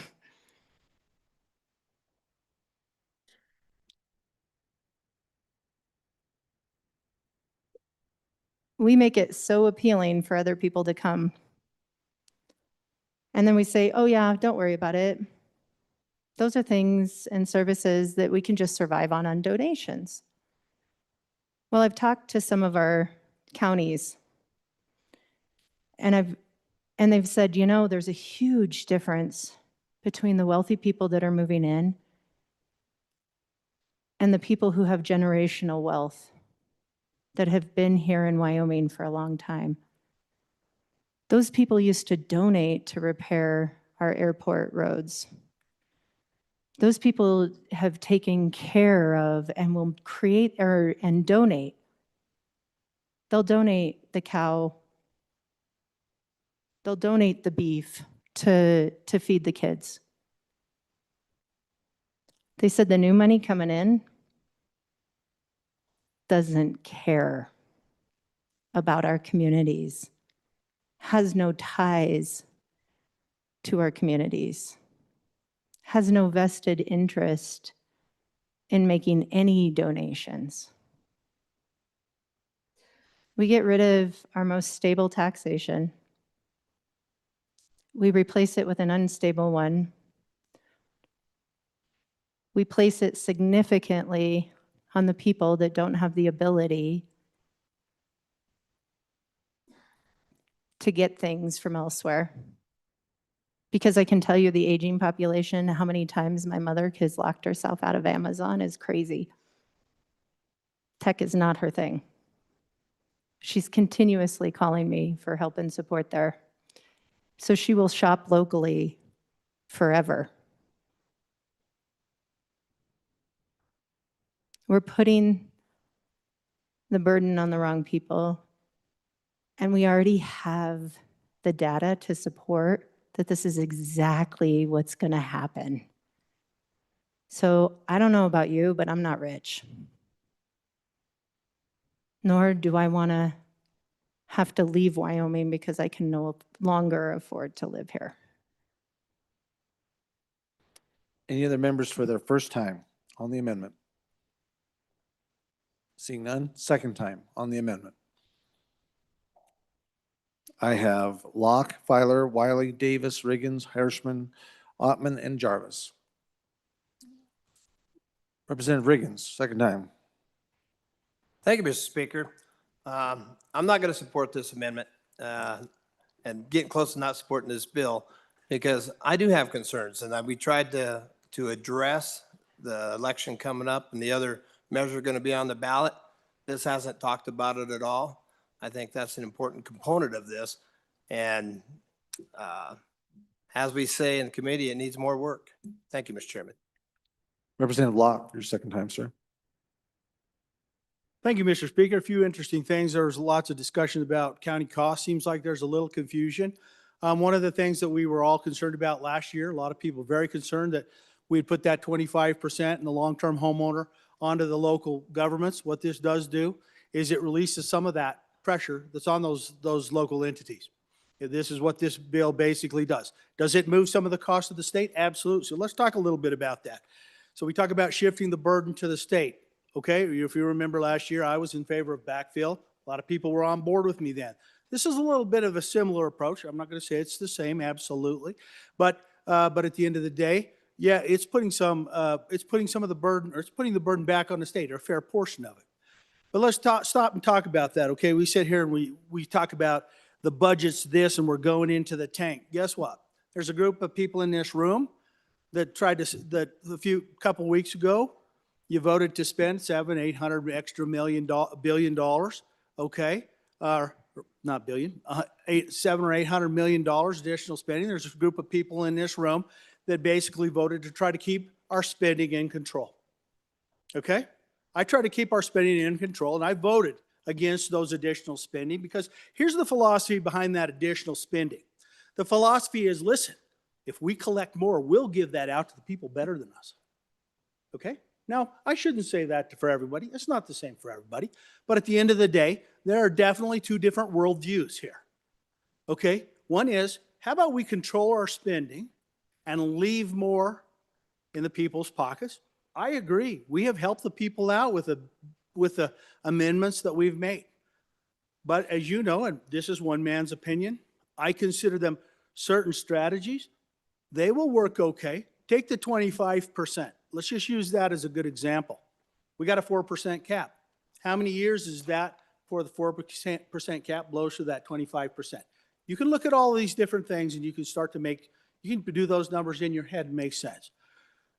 So at the end of the day, I understand we have different worldviews. We're going into the tank. No, what we need to do is learn to manage our spending. Okay?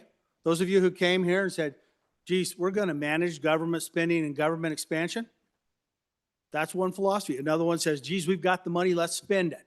In this case, this will be an additional burden on our state bill. Takes a little bit of the burden off of the local governments. Some people don't like that. Some people say, wait a minute, they're rich, they're wealthy. Many of you know, hey, you got special districts that are hurting. This actually helps out with that a little bit, okay? There was a couple of other things, you know, so does it mean the state, we have to manage our spending? Absolutely. And where do you want to put it? But you guys know where I stand, and so I'm just telling you. You know, I stand when we find opportunities to leave money in the people's pockets. I believe that's better. Rather than taking it and then trying to figure out how to give it back in piecemeal, which is exactly what 110 of the amendments on the budget were. Okay? So different philosophies, I understand completely. One of the things that came up is how this hurts our people. Guess what? This is owner occupied. Owner occupied primary residence. Okay? At the end of the day, I'm on and against the amendment, on and for the bill.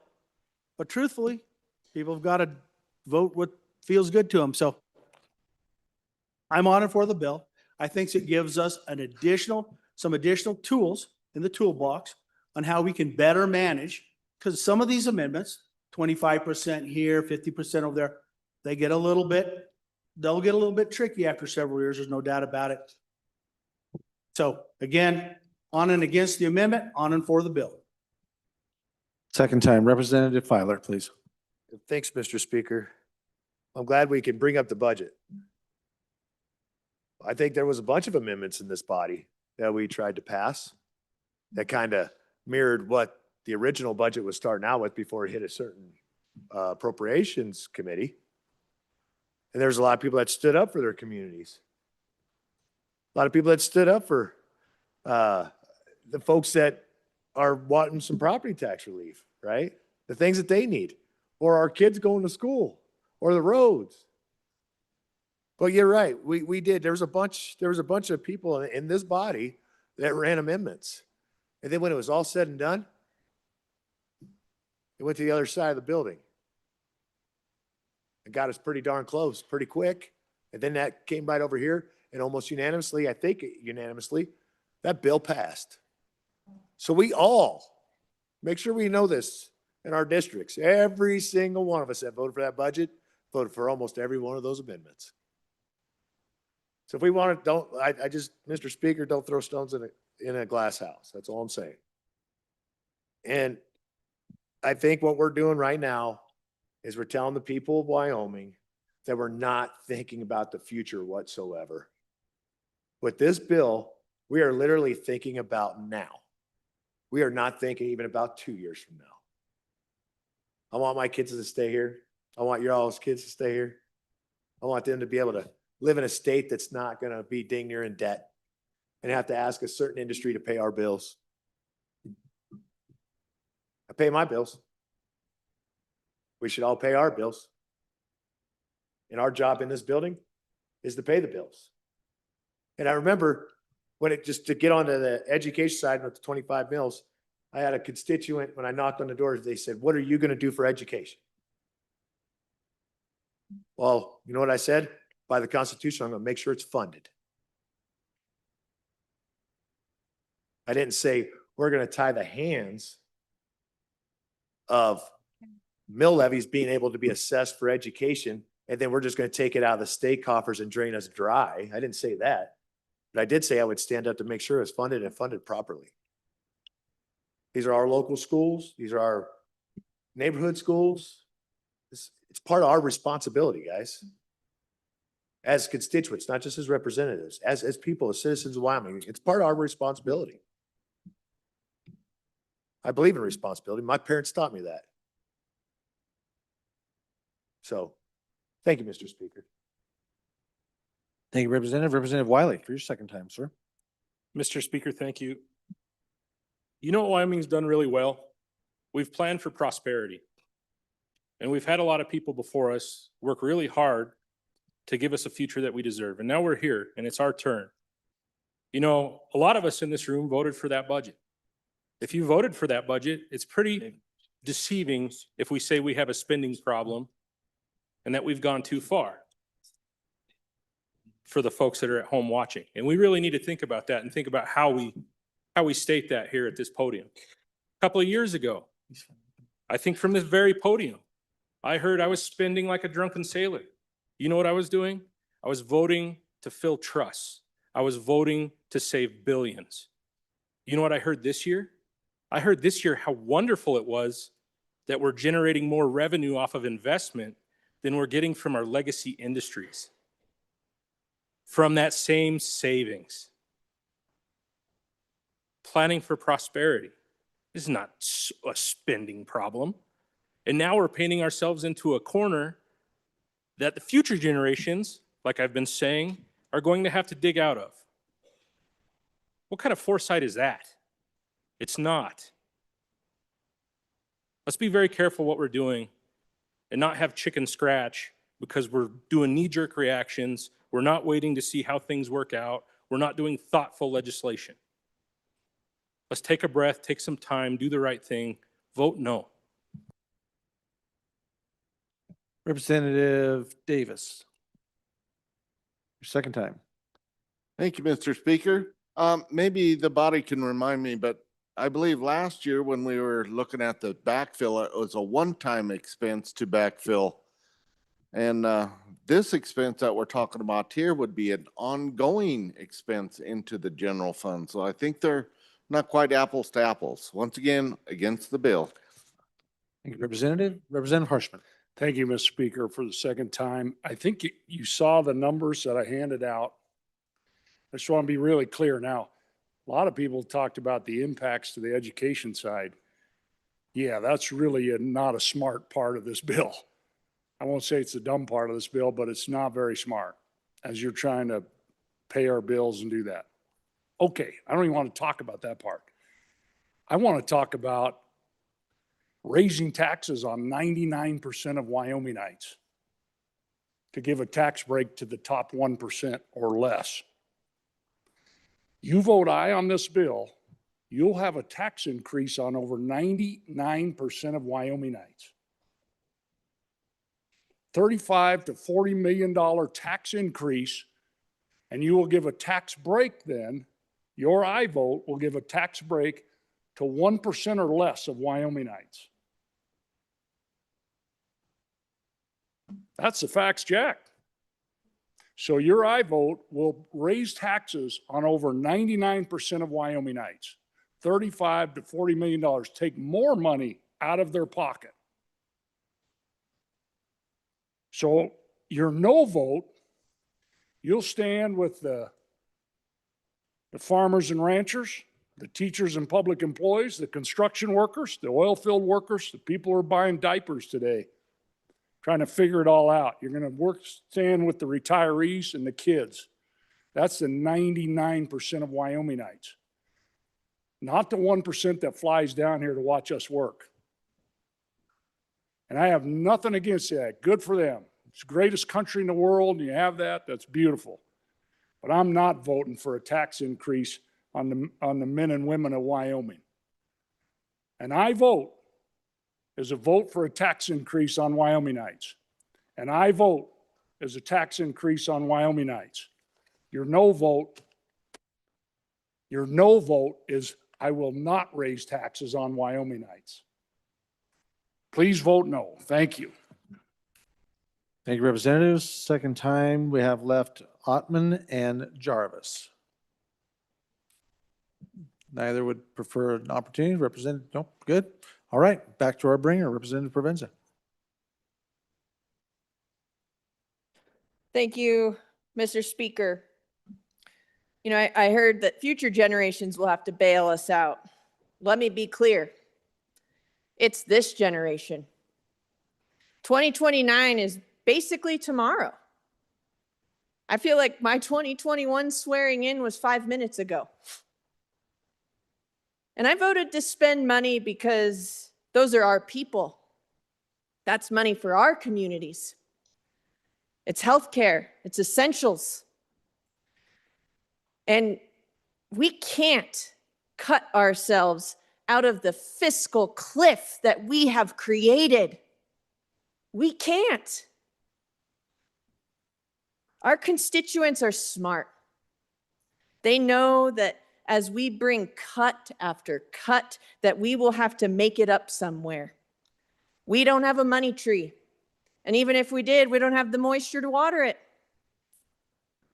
The idea that we can keep cutting without putting burdens like increased sales tax or an income tax is a shell game. It's a dishonest way to govern and take care of our state.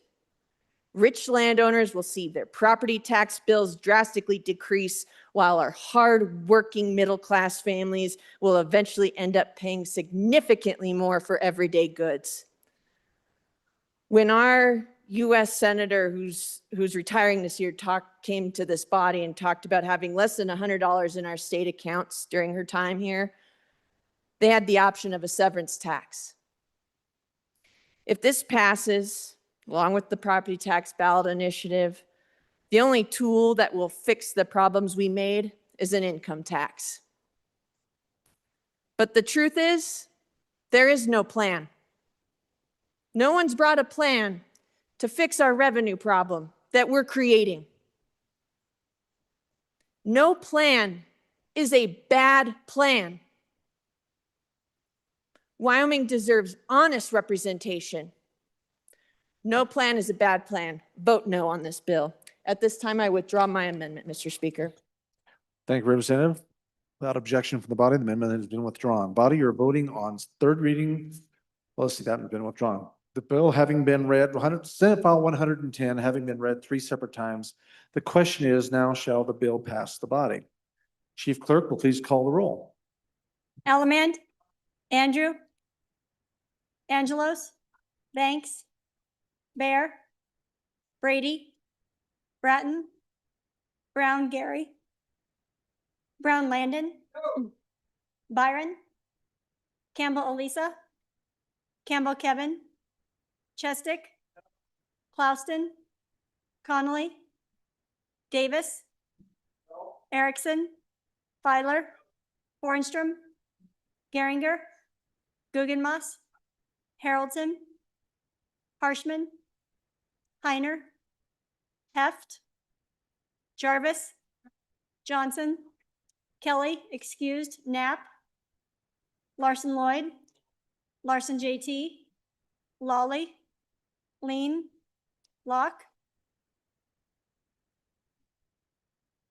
Lucas, McCann, Nicholas, Ottman, Pendergraft, Posey, Provenza, Riggins, Rodriguez Williams, Schmid, Sherwood, Smith, Singh, Smith, Storer, Strock, Stivar, Tarver, Thayer, Washut, Wasserberger, Webb, Weber, Wharf, Williams, Winter, Wiley, Yin.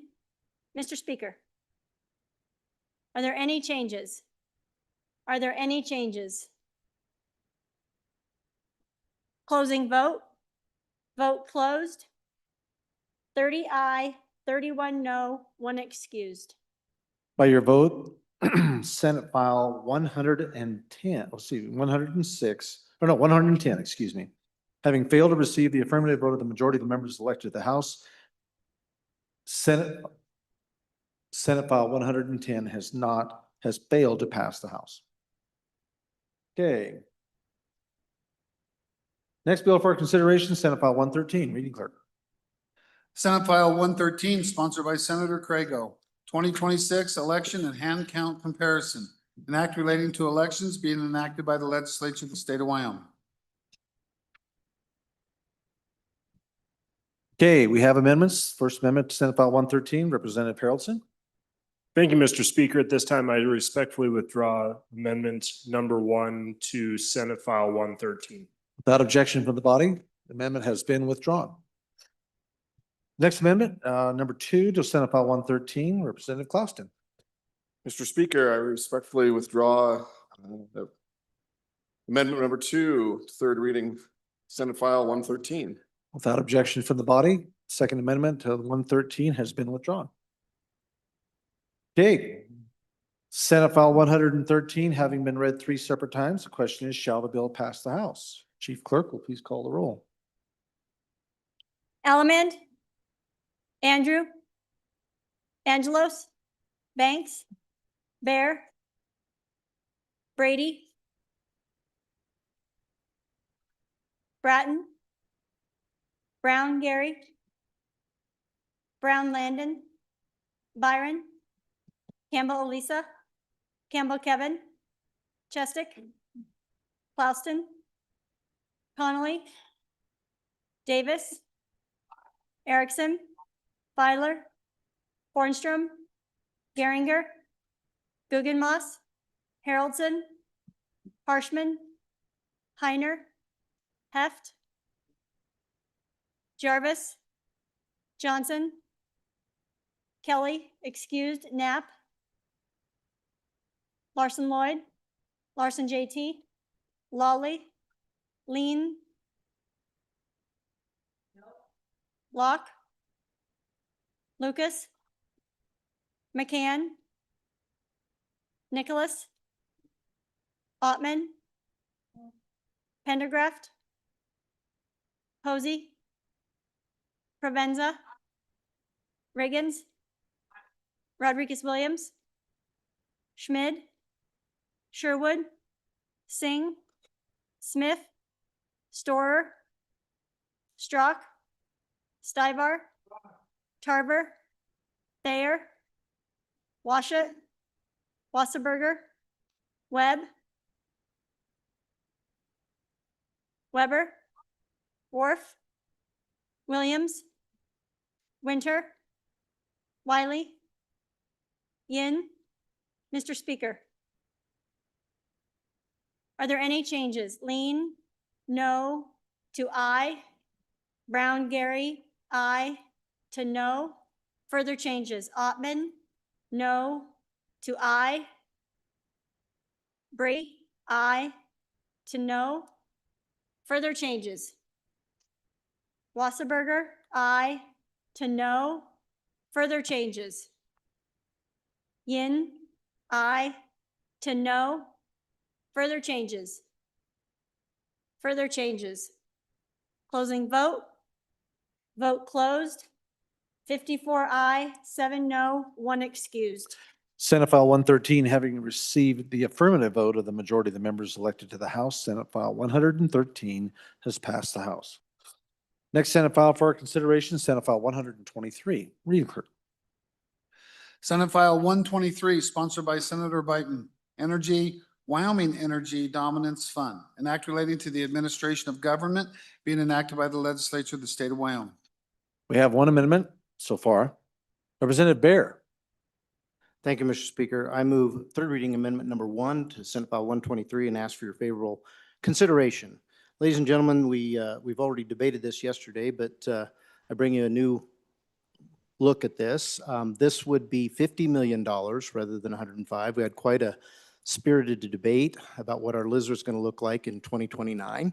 And this might just help in that regard. So I'd like to see if we can continue to flow more of our severance taxes into the Permanent Mental Trust Fund. And should we choose to do something else, like flow it into the LISRA, we can. But if once it's in the coffers of the agency that will be distributing these funds, it won't be available to us again. So just offering that at 50 million. The rest of the amendment changes the scope of how the money can be spent, the types of industries it can be spent on. Did receive some information from the good representative from the north central part of the state that she'd gotten some feedback about some of the other industries that do pay into the severance tax. And so what this amendment does, it says if you pay into the severance tax of your industry, then these funds would be available to you. So there's two parts, $50 million plus limiting it to those industries that pay into severance tax. That's simple. Appreciate your aye vote. Thank you, Representative Bear. Representative Larson, JT, for your first time. Thank you, Mr. Speaker. On and against the amendment. One, I think that we should leave it at over the 105 million, I think it was at. And then two, I don't think it should be limited just to industries that are currently paying severance tax. I think if there's something new that we're trying to go into, such as rare earths or any other industry that is energy related, besides solar and wind, which is outlined in the bill, we should be able to do that with these dollars and try to get these new and emerging technologies in Wyoming. So on and against the amendment, and according to Rule 12-4, I'd like to call for the ayes and noes. We'll need 2 seconds for that.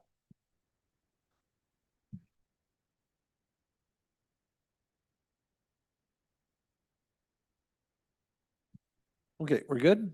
All right, thank you, Representative. Representative Lawley, please.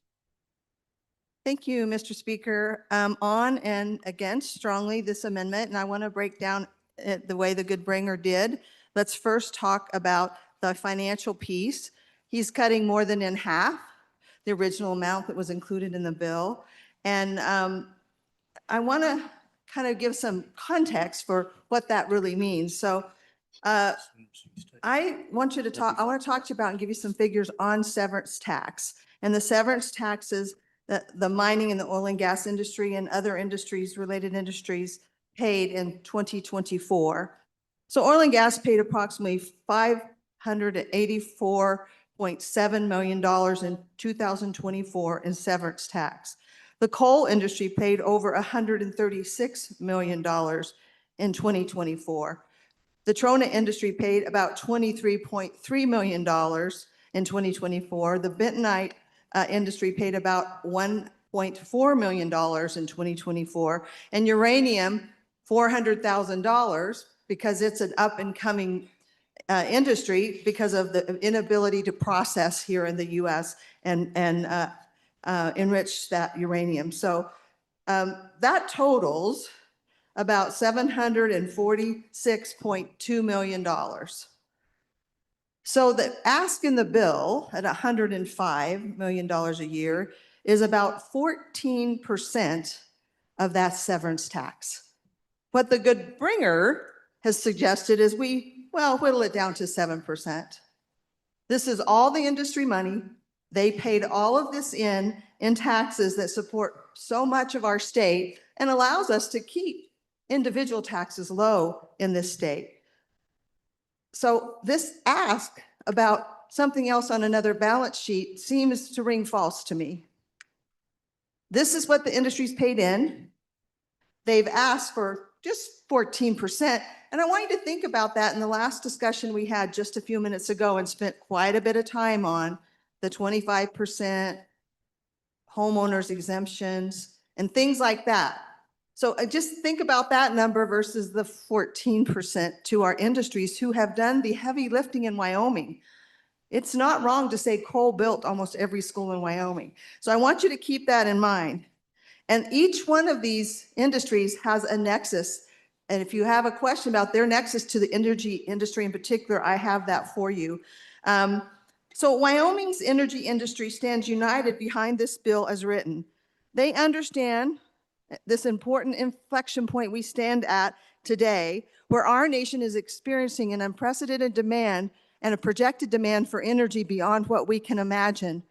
Wyoming is blessed with the natural resources and energy sector that is ready to come up and be a part and a leader in meeting that demand.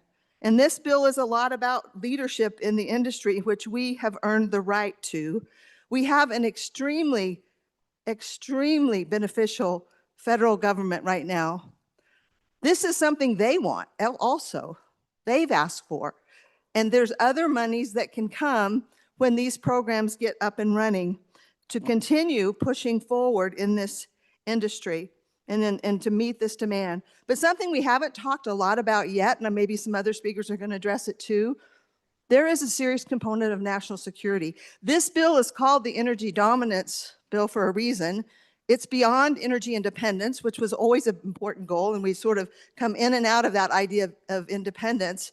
But dominance is something much more significant for us, and it is within our grasp, but it takes a kind of bold leadership. And they're simply asking that, could you just take this 14%? We're not asking for you to give us an exemption, a rebate. We're not asking for that. We're just asking to take that money and let it be reinvested in this moment in time to do something remarkable, not just for our state, but for the entire country. That's what they're asking. So when you think about that amount and cutting it and why we should do that and consider the sources and what it really means, I think you'll agree with me that you should reject this amendment. It's wholly inadequate. It does not demonstrate a seriousness about the moment we find ourselves in right now in this industry. But let's move on to the other part of the amendment. I'm always concerned about amendments that seek to simplify things. A wise person in my life years ago told me, Martha, things are simple the further you are away from the problem. The closer you get to a problem, Martha, the more you can see how complicated they are. And I think this amendment reflects that. A simple solution that does not rise to the demands of the occasion. Why do I say that? Well, here's what the simplified amendment will do because of its wording. Here's what will be left out now. Rare earth minerals, a very important part of the plan for moving forward in energy dominance. Also left out is EOR projects and pipelines. Also left out is coal export projects to get our coal out of West Coast ports. That's now out of the bill with the way it's worded. Also out, gas export projects to Japan, which are on one of the things that was mentioned in our testimony. Also out is any pipelines for exporting our oil and gas, all of these things, everything out of our country, out of our state, and out of the country as well. All of that infrastructure is out. Why? Because while it's for these extractive industries that pay the severance tax, the money may go to, the grant may go to a company that is simply building that infrastructure, and that company doesn't pay severance tax. That's why the bill was set up the way it was. It mentions all these things I just mentioned to you on purpose for a reason, to understand. In fact, what I would say to you is that this is less transparent, this amendment. Anything, that the severance tax people, against their severance tax exactly. So it's just not the way to do it. The bill actually is very transparent. And we took out, remember, an amendment, the but not limited to language. So it's very tightly written, and it was very carefully focused. So again, all of these things will be killed by this amendment. Does that sound like energy dominance to you? Sure doesn't to me.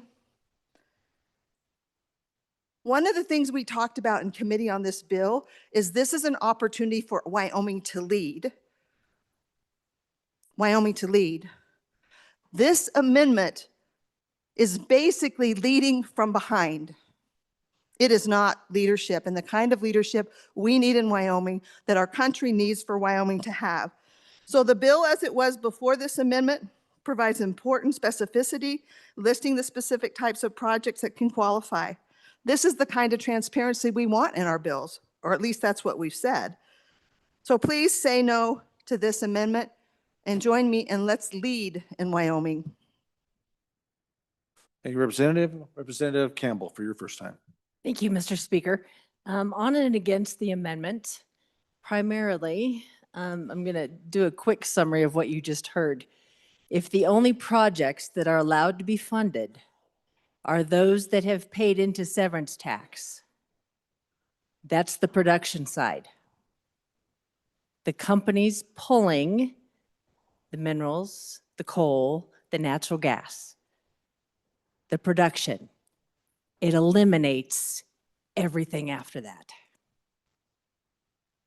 And I will tell you, The companies that want to move into Wyoming are after production.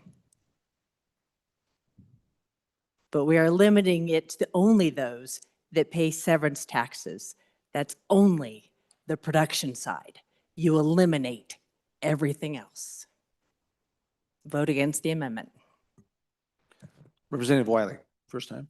Oh, was he back to first? Okay, Representative Clouston, sorry about that. Please proceed, sir.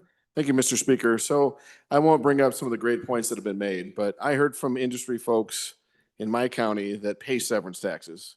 They are strongly opposed to this amendment and strongly in favor of the original bill. So again, against this amendment, please support the bill.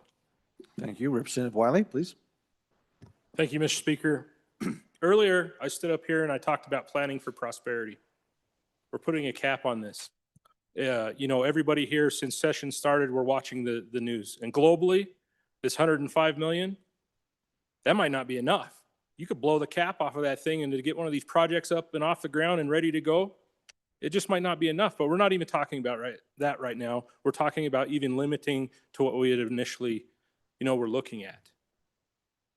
Just let that sink in. Another thing, if you have miners, pipeliners, derrick hands, with this amendment, you're leaving them behind. Again, we're talking about leaving Wyomingites behind. This is opportunity. Blatant opportunity just laying in our laps. And then the last part I really want to touch on and talk about is this eliminates rare earths. And I don't understand why we're sitting here dickering about this. If you look in front of you, all your screens have it in it. If you have that little computer in your pocket that we make phone calls on, that has rare earths in it. You know, those guided things that fall out of the sky and go boom, that are super important, have rare earths in it. And right now we import that, like 98% of that, my math could be off a little bit, but it's the majority of it worldwide through, you know, countries that might not necessarily be friendly to us in the Far East. And those countries are watching us, or countries that used to have an iron dome in Eastern Europe. They're watching us. And tensions are continuing to escalate, you know, globally. This isn't even about a national competition with Wyoming. And that good White House on the East Coast are asking us to lift some weight here and do something. Not kick a can down the road, to do something, to be ready. And this isn't what we needed yesterday. This is what we needed a year ago. So please resist this amendment, support the bill. Let's go to work. Let's be the Wyoming we all know we are. Let's be cutting edge. Let's be trailblazers, planning for prosperity and giving to the nation for a global dominance and outlook. Thank you very much. Representative Larson Lloyd, for your first time, sir. Thank you, Mr. Chairman.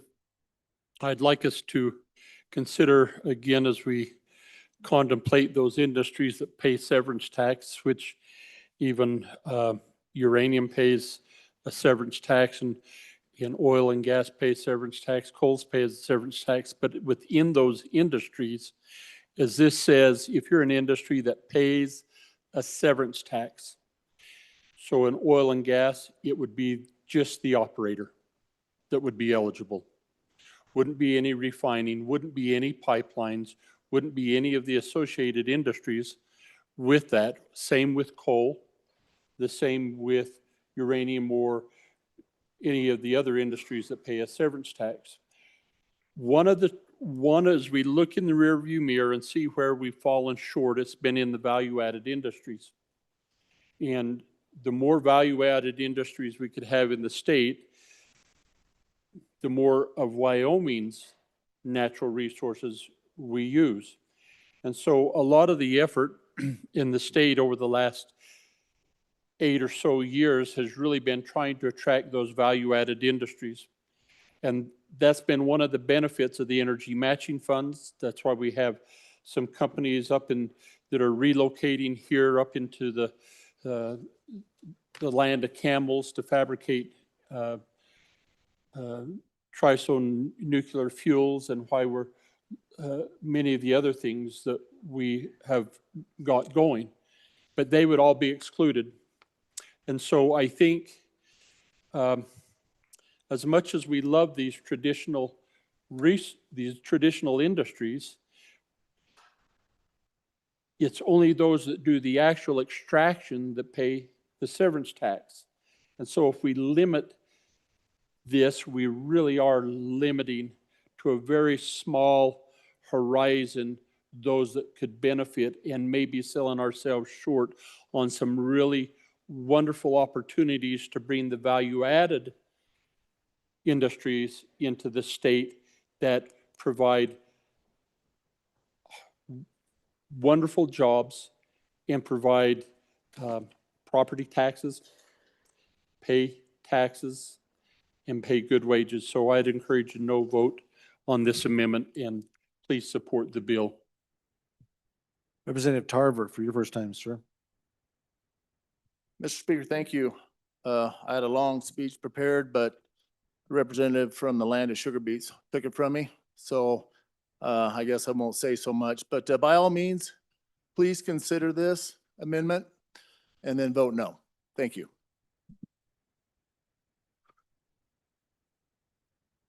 Any other representative for their first time? Representative Williams, first time on the amendment? Thank you, Mr. Speaker. Thank you all. Senate File 123 advances our national energy dominance agenda by making resources available to reliable, affordable energy sources like coal, natural gas, uranium, critical minerals, like we've already heard.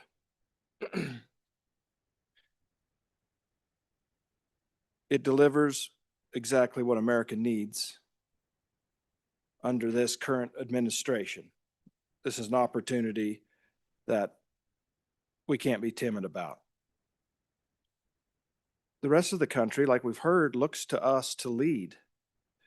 And so if we intend to continue to be a model for unleashing energy dominance, like we've been talking about, vote no on the amendment and yes on the bill.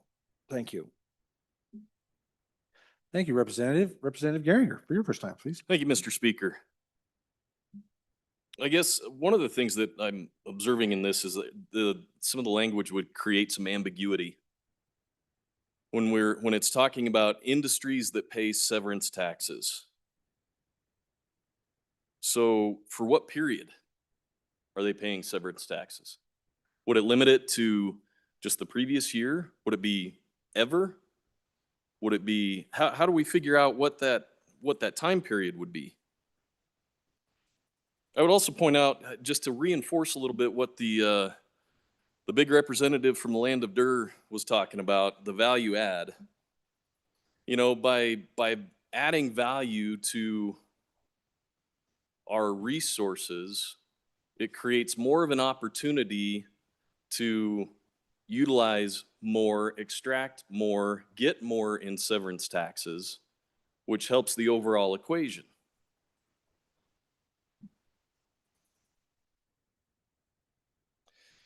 It just seems to me that, well, just thinking back to, we had another bill, number 120, that created quite the opportunity to refine our natural gas, avoid some of the export problems that we have, and get it to overseas countries. And yet that kind of project would not be eligible for this kind of program. So I think this is, we're extremely limiting, both in the amount of money and then the restrictions that are placed on it, plus the ambiguity. I think this is just not really the right amendment for this bill. I'd ask for your no vote. Thank you, Representative. Any of the members for the first time on the amendment? Seeing no one at the microphone, second time. Second time. Seeing no one for a second go-round, the bringer, Representative Baer. Thank you, Mr. Speaker.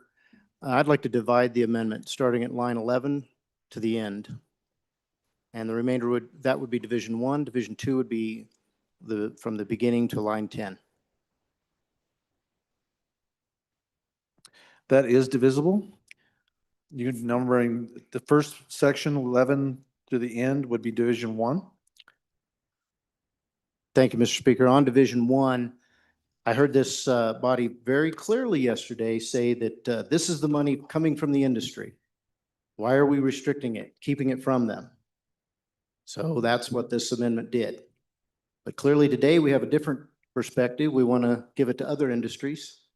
So we'll go ahead and dispatch with this. I'll recommend a no vote on this division. MEP, any discussion on the amendment? Division 1, which is lines 11 through 37. Seeing none?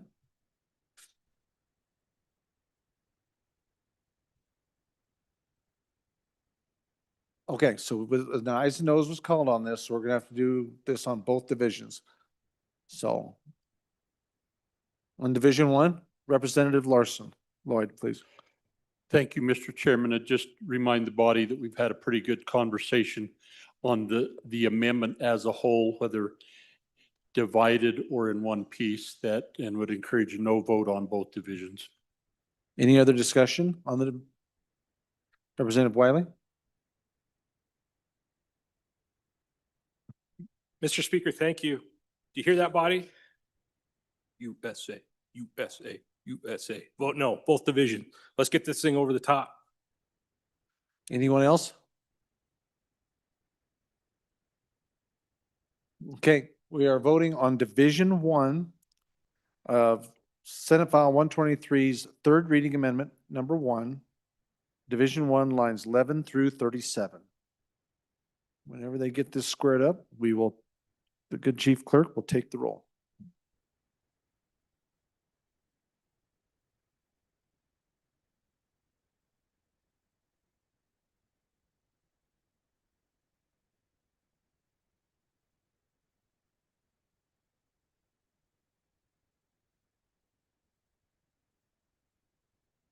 Ellerman, Andrew, Angelos, Banks, Bear, Brady, Bratton, Brown Gary, Brown Landon,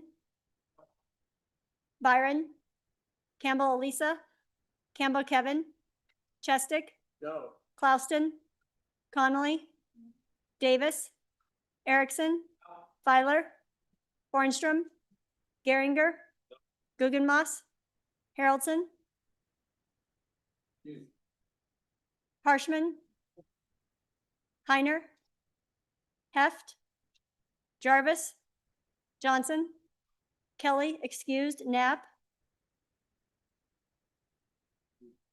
Larson Lloyd, Larson JT, Lawley, Lean,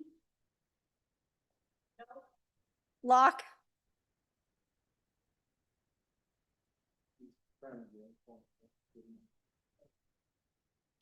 Lucas, McCann, Nicholas, Ottman, Pendergraft, Posey, Provenza, Riggins, Rodriguez Williams, Schmid, Sherwood, Singh, Smith, Storer, Strock, Stivar, Tarver, Thayer, Washat, Wasserberger, Webb, Weber, Wharf, Williams, Winter, Wiley, Yin. Mr. Speaker, are there any changes? Allemand, aye. To no further changes. Knapp, excused to aye. Further changes. Further changes. Closing vote. Vote closed. 1 aye, 59 no, 2 excused. By your vote, you have chosen not to adopt the Division number 1 to third reading amendment number 1 to Senate File 123. Next division, Representative Bear, Division 2. Thank you, Mr. Speaker. Just want to respond to all the debate on when the amendment was combined. And the first thing I would say is I hope no one gets whiplash from going from we can't give tax relief to our property tax payers to we need to spend money on billion and trillion dollar companies. So here we are looking at $100 million. This amendment takes it to 50 million. I will direct you to the news where just about 3 weeks ago, the federal government invested 16 times what's in the bill into one company for rare earths. 16 times, 32 times what's in the amendment. So this money, whether it's 100 million or 50 million, is a drop in the bucket compared to what the federal government is doing when it comes to energy dominance. So I think, first of all, the name is a little misleading. Second of all, this is tax money that's been collected from those companies that have paid severance taxes. And now we're going to be taking those monies and giving it, not, this is a giveaway. There was already an attempt to change it from grants to loans, and that was rejected. So now we're going to give it away to companies that are in the hundreds of millions to billions to trillions of dollars in net worth. That's what we're going to give this 50 or $100 million to. So I would like to see us constrain our spending, constrain our picking winners and losers, and taking money from the taxpayers, those who pay severance tax, and giving it to other companies. So you can make a great argument, and it's a fair argument, that the other half of the amendment was going to restrict it from being the downstream flow from those industries. No disagreement there. We took care of that amendment. But this is how much we're going to throw at these companies. So on the division, and ask for your aye vote. Representative Lawley, for your first time on Division 2. Thank you, Mr. Speaker. On and against Division 2, I think you know why. I went to great detail on this point. And again, this is the industry money they have paid in, asking us to reinvest so they can make more money, not only for themselves, but for the state of Wyoming. So again, a strong no on this. Representative Larson Lloyd, for your first time. Thank you, Mr. Speaker. And with the conversations we've had here today, I want to try and iron some wrinkles out of one of the previous comments, which says that we've been against providing property tax relief, and we've been having that debate. Let's think about who that property tax relief was to: personal homeowners. Who is paying the majority of the property taxes across this wonderful state? The vast majority are energy companies.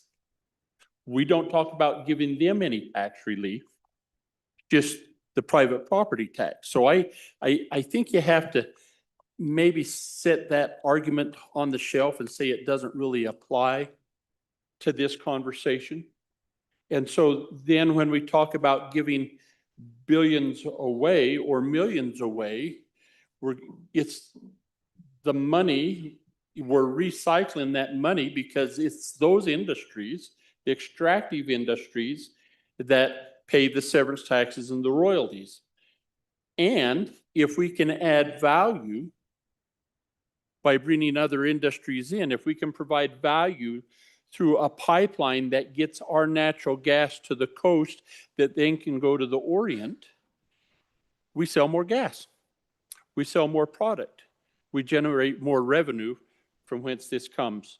So I think what we're doing is making an investment back in to the economy and the ecology of the industry that produced the money to begin with. And I would vote no on this amendment. Any other member for the first time on Division 2? Division 2, seeing none, back to the bringer. You good? He's waving us off. Okay, ladies and gentlemen, we are voting on Division 2 as third reading amendment number 1 to Senate File 123. This will be a roll call vote, so Chief Clerk, when you're available. Alamand, Andrew, Angelos, Banks, Bear, Brady, Bratton, Brown Gary, Brown Landon, Byron, Campbell Elisa, Campbell Kevin, Chestick, Plouston, Connolly, Davis, Erickson, Filer, Bornstrom, Geringer, Guggenmoss, Haroldson, Excused.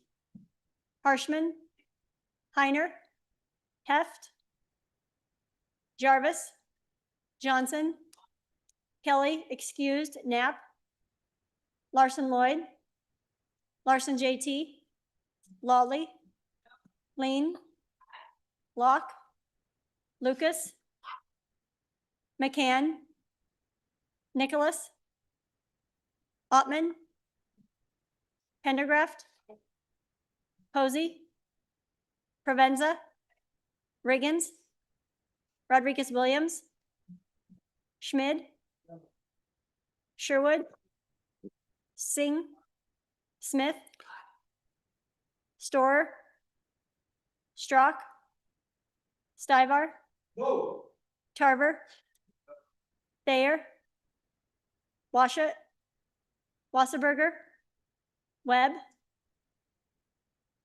Weber, Worf, Williams, Winter, Wiley, Yin. Mr. Speaker, are there any changes? Allemand, no. To aye, further changes. Further changes. Closing vote. Vote closed. 20 aye, 40 no, 2 excused. By your vote, you have chosen not to adopt this Division 2 of third reading amendment number 1 to Senate File 123. Senate File 123 having been read 3 separate times, the question is, shall the bill pass? Chief Clerk will please call the roll.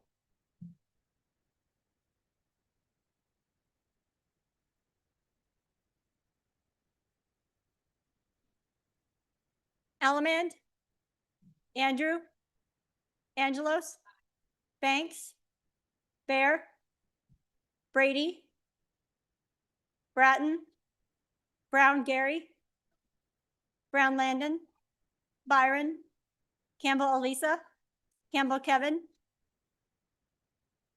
Chestick, Clouston, Connolly, Davis, Erickson, Filer, Fornstrom, Geringer, Guggenmoss, Haroldson, excused Harshman, Heiner, Heft, Jarvis, Johnson, Kelly, excused, Knapp, Larson Lloyd, Larson JT, Lawley, Lean, Locke, Lucas, McCann, Nicholas, Ottman, Pendergraft, Posey, Provenza, Riggins, Rodriguez Williams, Schmid, Sherwood, Singh, Smith, Storer, Strock, Stivar, Tarver, Thayer, Washut, Wasserberger, Webb, Weber, Worf, Williams, Winter, Wiley, Yin. Mr. Speaker, are there any changes? Allemand, aye. To no, further changes. Further changes. Closing vote. Vote closed. 44 aye, 16 no, 2 excused. Senate File 123 having received the affirmative vote of the majority of the members elected to the House, Senate File 123 has passed the House. Okay, ladies and gentlemen, that completes our third reading. Mr. Speaker. Yes, sir. Representative Larson, please. Privilege, if I may, You just trying certainly may, to, sir. Go ahead. thank you, just trying to make sure that we keep a smile on the chief clerk's face, and would like to announce that the Joint Conference Committee on House Bill 69 will be 10 minutes, 15 minutes after adjournment in Public Room 1. Thank you, Representative. Representative Banks, please. Thank you, Mr. Speaker. Just following suit on that, the Joint Conference Committee on House Bill 78 we'll meet in PMR2 upon adjournment to try and sort out our differences with the old folks. I mean, our colleagues across the hall. Be gentle, whippersnapper, grasshopper. You may end up being one of those guys someday if you see fit.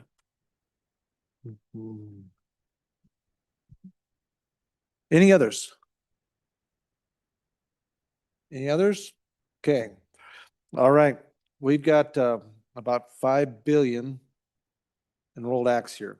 They killed multiple trees. Yep, gotcha.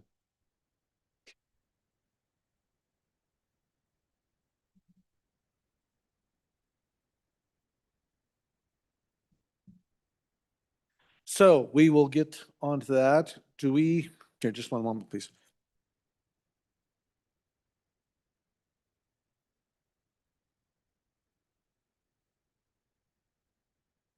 Okay, we will begin on our enrolled acts.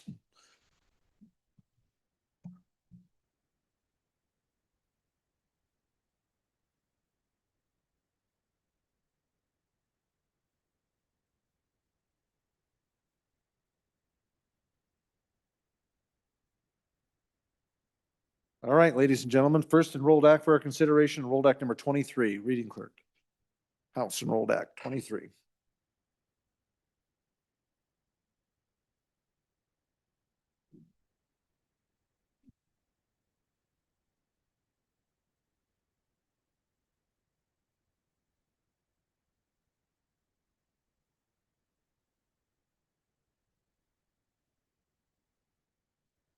Reading clerk. House Enrolled Act number 23 being original House Bill 45. An act relating to taxation, revising the deadline to apply and the exemption amount for the property tax exemption for the long-term homeowners, providing a method to claim the property tax exemption in subsequent years, establishing a limitation on the long-term homeowner tax exemption, amending definitions, repealing the sunset date of the property tax exemption, and providing for an effective date being enacted by the legislature of the state of Wyoming. I am about to sign enrolled act number 23, having been original House Bill 45.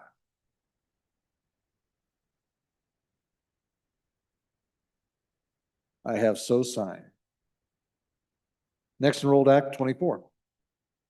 House Enrolled Act number 24 being original House Bill 111, an act relating to state-funded capital construction, providing definitions, providing appropriations for purposes related to state-funded capital construction and major maintenance, making appropriations subject to terms and conditions as specified, amending prior appropriations, and providing for an effective date being enacted by the legislature of the state of Wyoming. I'm about to sign enrolled act number 24, having been original House Bill 111. I have so signed.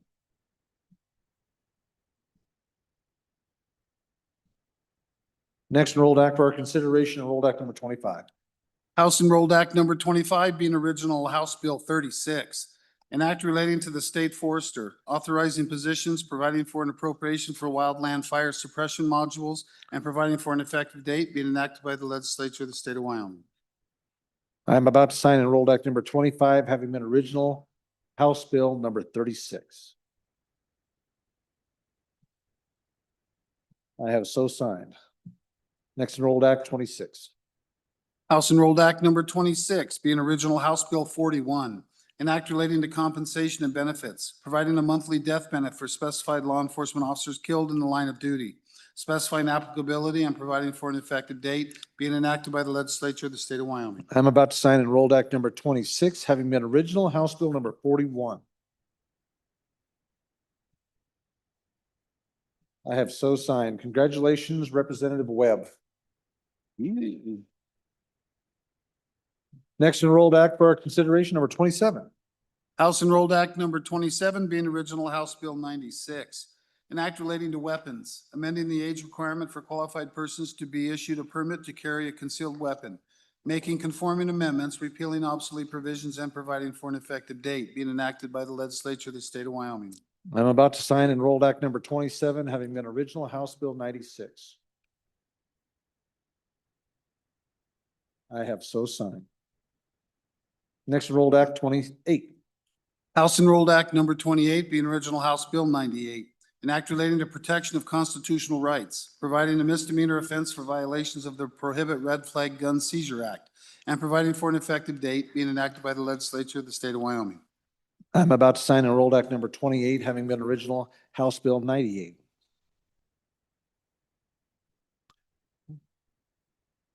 I have so signed. Those last two enrolled acts, number 27 and 28, were both brought by Representative Harrelson. Congratulations, Representative Harrelson.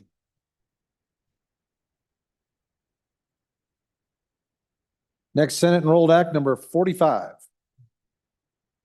Senate Enrolled Act number 45, being original Senate File 21, an act relating to trade and commerce, authorizing gifts, donations, and bequests to be deposited into the Wyoming Stable Token Trust account, amending the Wyoming Stable Token Commission's authorized investments, amending the trust account's reserve requirement, amending the distribution of funds within the Wyoming Stable Token Administration account, creating a Wyoming Stable Token liquidity account, authorizing the Wyoming Stable Token Commission to enter into agreements as specified and providing for an effective date, being enacted by the legislature of the state of Wyoming. I'm about to sign Enrolled Act number 45, having been original Senate File 21. I have so signed. Next Enrolled Act for our consideration, number 46. Senate Enrolled Act number 46, being original Senate File 35, an act relating to education, requiring school districts to adopt policies governing students' possessions and use of cell phones and smart devices in schools, requiring the adopted policies to be submitted to the state superintendent of public instruction, providing definitions, specifying applicability, and providing for an effective date, being enacted by the legislature of the state of Wyoming. I'm about to sign Enrolled Act number 46, having been original Senate File 35. I have so signed. Next Enrolled Act number 47. Senate Enrolled Act number 47, being original Senate File 50, an act relating to water, requiring the state engineer to conduct groundwater study in control areas as specified, requiring reports, providing an appropriation, and providing for an effective date, being enacted by the legislature of the state of Wyoming. I'm about to sign Enrolled Act number 47, having been original Senate File 50. I have so signed. Next Enrolled Act for our consideration, 48. Senate Enrolled Act number 48, being original Senate File 58, an act relating to Indian child welfare, repealing the Wyoming Indian Child Welfare Act sunset date and providing for an effective date, being enacted by the legislature of the state of Wyoming. I'm about to sign Enrolled Act number 48, having been original Senate File 58. I have so signed. Next Enrolled Act, 49.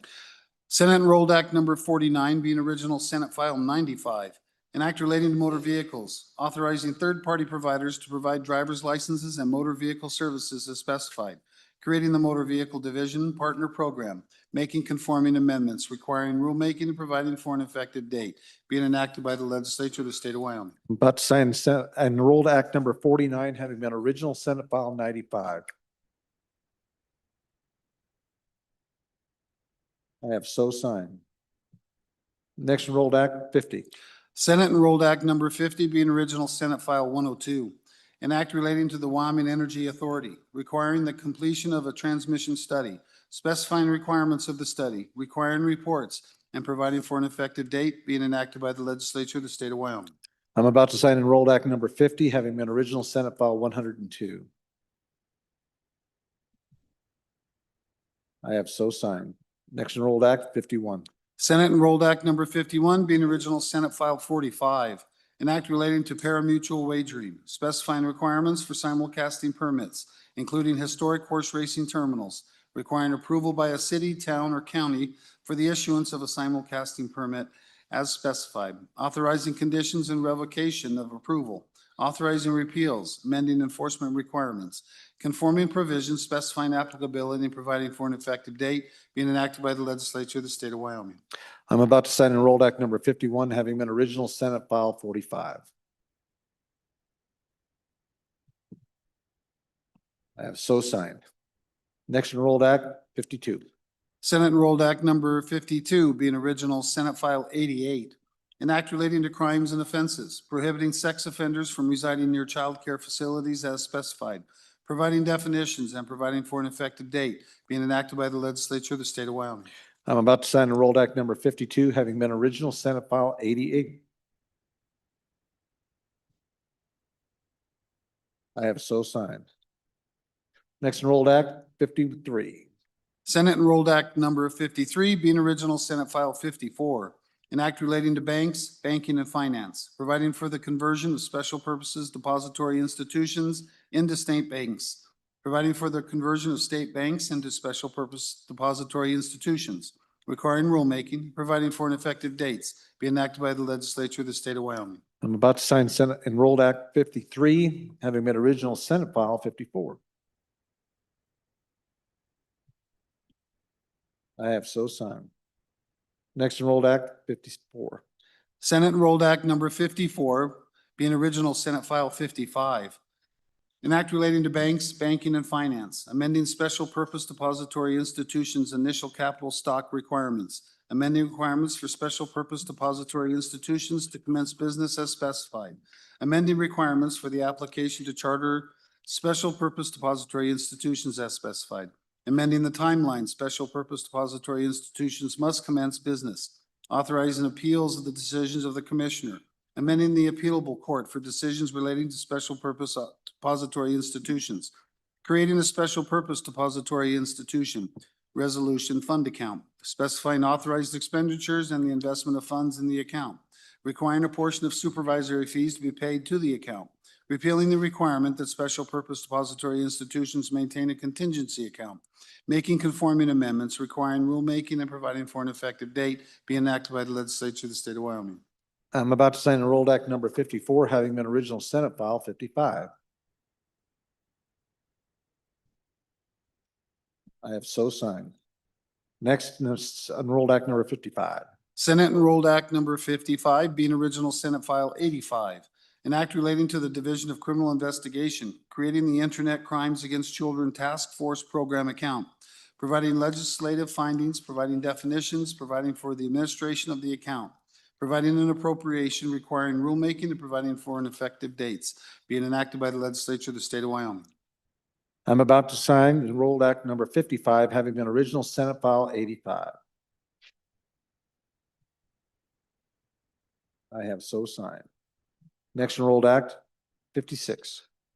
Senate Enrolled Act number 56, being original Senate File 81, an act relating to K through 12 public school finance, implementing the 2025 cost of education study as modified by the legislature, modifying the education resource block grant model, modifying cash reserves, restricting expenditures of funds distributed through the school foundation program account, creating a new grant program for the post-secondary education enrollment options program, making conforming amendments, requiring rulemaking, repealing the provisions, providing appropriation, providing for effective dates, being enacted by the legislature of the state of Wyoming. I'm about to sign Enrolled Act number 56, having been original Senate File 81. I have so signed. Next Enrolled Act 57. Senate Enrolled Act number 57, being original Senate File 66, an act relating to game and fish, authorizing persons with life-threatening illnesses and persons who are vision impaired to receive donated hunting licenses as specified, requiring rulemaking and providing for effective dates, being enacted by the legislature of the state of Wyoming. I'm about to sign Enrolled Act number 57, having been original Senate File 66. I have so signed. Next Enrolled Act 58. Senate Enrolled Act number 58, being original Senate File 57, an act relating to public health and safety, requiring hospitals to list prices for medical items and services as specified, requiring the Department of Health to monitor and enforce the provisions of this act, providing penalties, providing definitions, requiring recommendations for future legislation, requiring rulemaking, making conforming amendments, providing a sunset date, and providing for effective dates, being enacted by the legislature of the state of Wyoming. I'm about to sign Enrolled Act number 58, having been original Senate File 57. I have so signed. Next Enrolled Act number 59.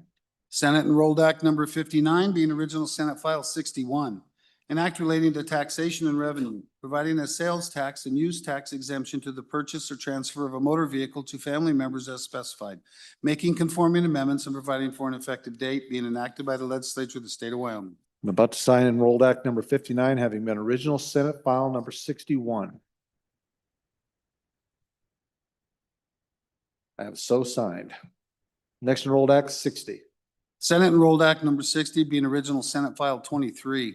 An act relating to public health and safety, amending provisions relating to the involuntary hospitalization of mentally ill persons, expanding the list of examiners qualified to perform involuntary hospitalization examinations, and providing for an effective date, being enacted by the legislature of the state of Wyoming. I'm about to sign Enrolled Act number 60, having been original Senate file 23.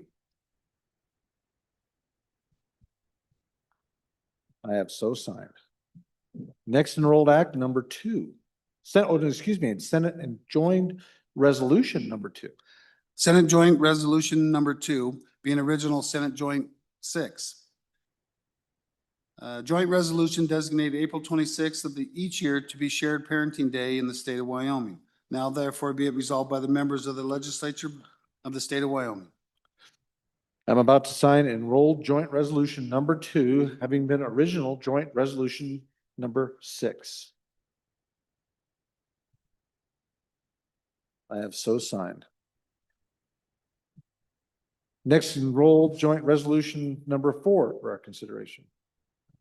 Senate Enrolled Joint Resolution number 4 being original Senate Joint Resolution 9. A joint resolution requesting Congress to recognize the protection of Wyoming's freedom of access to public lands to allow responsible development of resources, recreation, agriculture, hunting, fishing, trapping, and conservation under multiple use frameworks to protect local participation in land management decisions and to keep public lands available to the people of Wyoming. I'm about to sign Enrolled Joint Resolution number 4, having been original Senate Joint Resolution number 9. I have so signed. That completes our enrolled acts for this time. Messages from the Senate. Representative Yin. Yeah, Mr. Speaker, if it's in order, pursuant to House Rule 12-11, having voted on the prevailing side of Senate File 110, I move to reconsider the third reading vote on Senate File 110.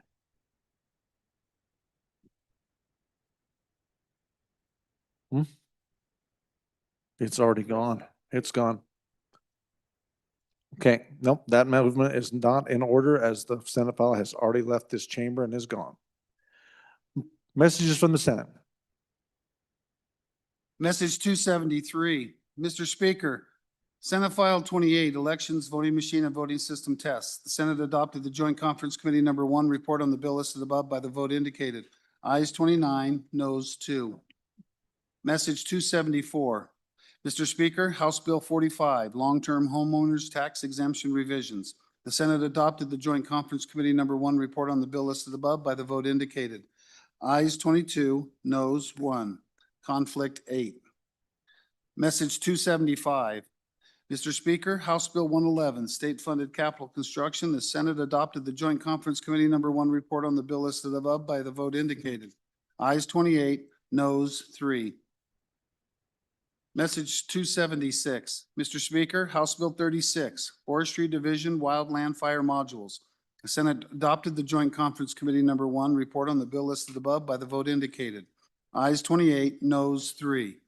Message 277, Mr. Speaker, the Senate did concur on House amendments to the bill listed below by the vote indicated. Senate File 23, Outpatient Examination and Commitment Length. Ayes 30, noes 1. Mr. Speaker, the Senate did concur on House amendments to the bill listed below by the vote indicated. Senate File 57, Transparency and Hospital Service Pricing. Ayes 30. Message 279, Mr. Speaker, the Senate did concur on House amendments to the bill listed below by the vote indicated. Senate File 61, Motor Vehicle Sales to Family Members Not Taxable. Ayes 31. Message 280, Mr. Speaker, the Senate did concur on House amendments to the bill listed below by the vote indicated. Senate File 81, K-12 Public School Finance. Ayes 31. Message 281, Mr. Speaker, the Senate did concur on House amendments to the bill listed below by the vote indicated. Senate File 66, Donated Hunting Licenses Amendments. Ayes 31. Sincerely, Ellen Thompson, Senate Chief Clerk. Thank you, Reading Clerk. Okay. Next, we have, at that order of business, for business request to concur with Senate amendments. Okay, we're gonna stand at ease for a moment while we fight through a mountain of stuff up here. So just kind of hold fire for a little bit and then we'll go into concurrence requests. Stand up, stretch your legs, go get a drink, whatever you like to do. Throw your hands up into air, bring M&Ms to the speaker. All those kind of things are in order.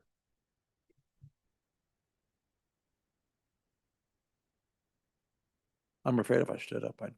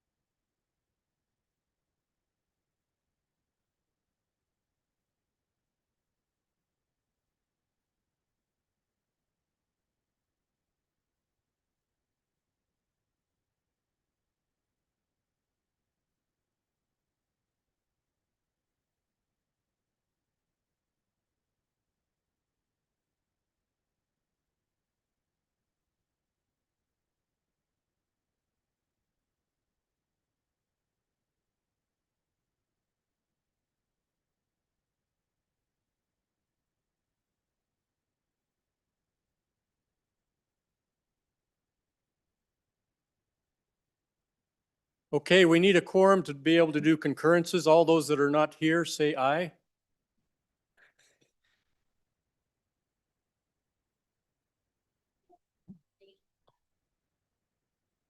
All right, we're going to do concurrences and then I'm going to try and talk the speaker into slowing down so we can go home. So anybody can find Clarissa, bring her back, or the reader, John. There's very few people in here that know how to read like John. Okay, everybody take their seats. We're going to do the concurrences here.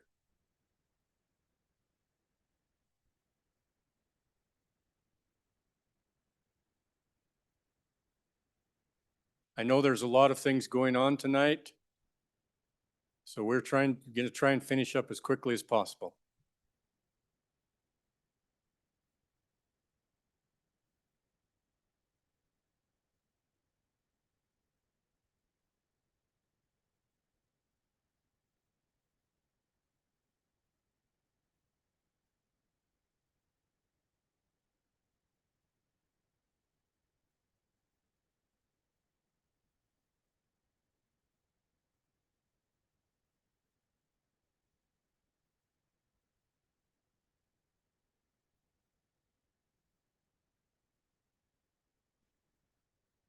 John is here. All right. Nothing happens without the reader. They say you can sing too. Is that true, John?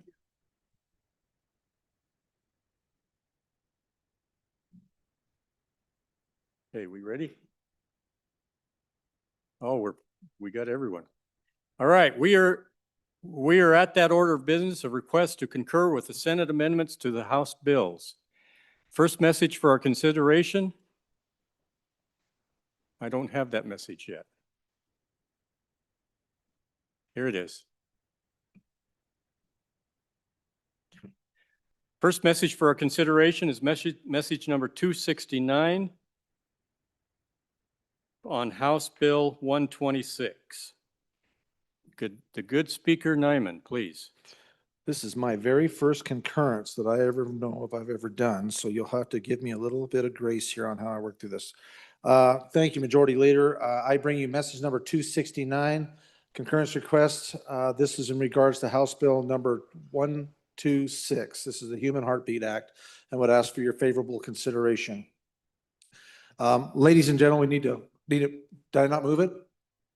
We moved to concurrence, message number 269, concurrence request. I move it to House Bill number 126. Is that correct? Okay, we're good. Then we're going to continue to move on. Ladies and gentlemen, our good friends from over to the west did some amending to House Bill 126, but I will ask you to concur with this amendment. Well, here's what they did. They took our bill and they didn't change anything that we sent over there, but they added some amendments that what basically this does is this will put back into position or play the current, the laws or the statutes that we had on the files prior to the court decision on 152. What happened was we had repealers in that decision. That when that piece of legislation was then overturned by the Johnson Amendment or the Johnson decision, that it also left those repealers in place. And what it did, and that's how we got to the point where we were basically completely unrestricted on abortion in Wyoming. And so what they did, and I think it was a very, very wise and very thoughtful thing to do, is they put all of those statutes back in as an amendment that if this particular piece of legislation is enjoined, this is the 126, the Heartbeat Act, that all of those repealers have been put back in and all of our previous statutes regarding viability and everything will be placed back into statute and come into force. So at the very least, ladies and gentlemen, we will have viability in our laws for abortion because of this. And we can go over this, and what they also did was we worked with some very talented attorneys to bring in language specific to, asked by the courts for the Johnson decision, that clearly clear out the findings and put into statute the determinations that we were asked to be able to provide in that decision. So that is also amended into this, into 126 now. And what they put back in there was statute 356501, and that was what the definition of abortion and all of that in there. That's going to be back in there if this is enjoined. They also added back in 356502, which is no abortion after a viability is determined. No abortions after viability. 356503, viability not affected by abortion. These are the statutes that are going to go back into law. The other one is 356507, which procedures governing abortion performed upon a minor will go back into law. 356504, means of treatment for viable abortion. 356505, penalty of violation of 356502 and 503. 356506 is the penalty for a person other than a physician to perform an abortion. These were all statutes that were in Wyoming statute that were repealed upon the passage of 152, but then they were left repealed in the decision from the Johnson decision. Going on down through this is the amendment, ladies and gentlemen. So it was very substantial, and there was quite a bit of discussion about this. There was a question of germaneness, but it was found to be germane over in the other chamber, so we continue on. You go to 356508, information provided to the patient. This is on consent, on what is it called? It's called norm consent. Yeah, I'm trying to think, put the words together. 356509, applicability, easy for me to say, intent. And so what we're looking at is all of these former laws or statutes are put back in here. 356510, whether this article is effective. All of this language was in our statutes that was repealed upon that decision. And so it was determined by our Senate counterparts that this was a germane thing to do, that if enjoined, ladies and gentlemen, which enjoined means this is tied up in court, which we've been finding a good bit of that going on, that these then are placed back on statute.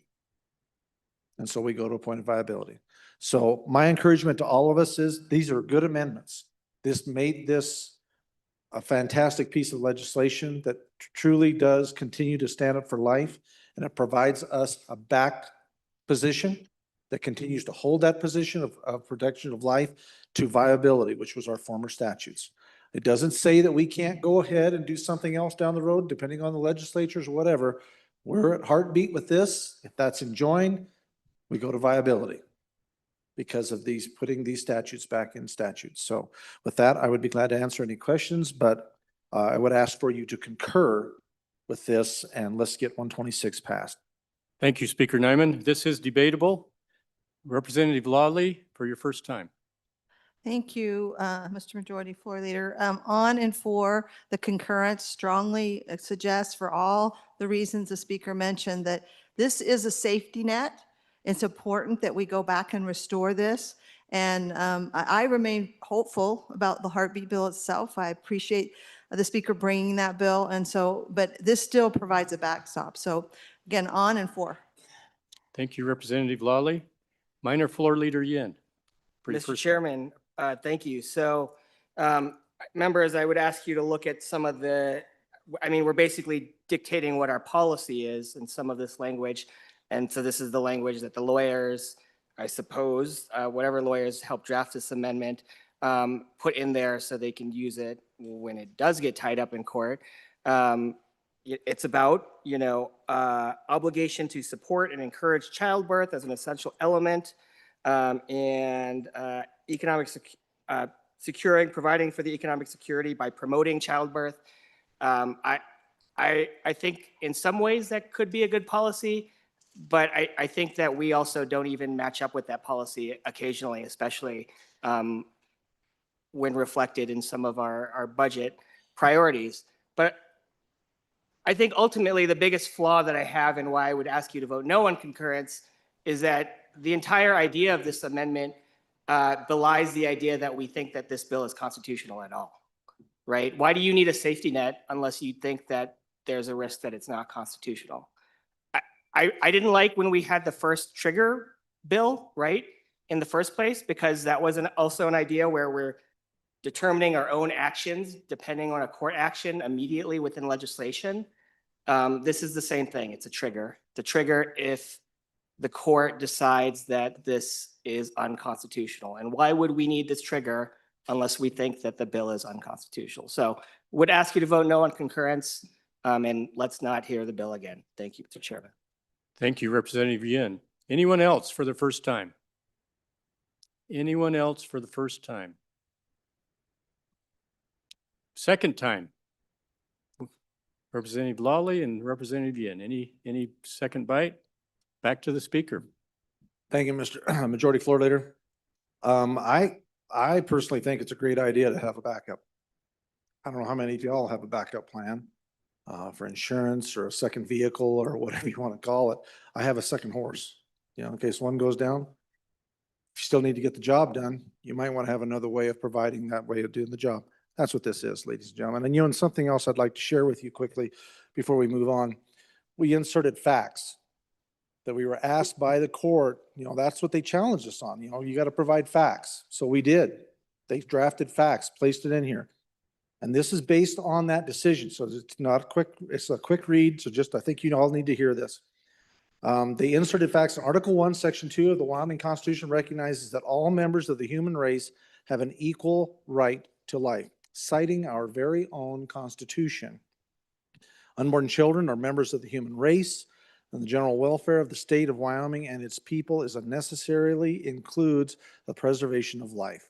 And it goes on into state the rest of the discussion in the Johnson decision.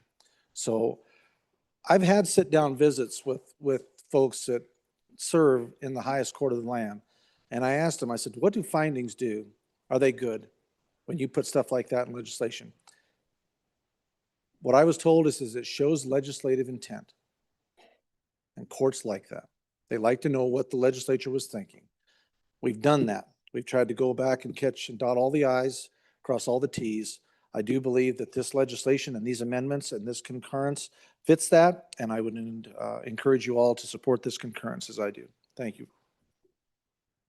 Okay, members, we are voting on a motion to concur with Senate amendments to House Bill 126. A majority of the elected members is required. The Assistant Chief Clerk will call the roll. Allemand, Andrew, Angelos, Banks, Bear, Brady, Bratton, Brown Gary, Excused?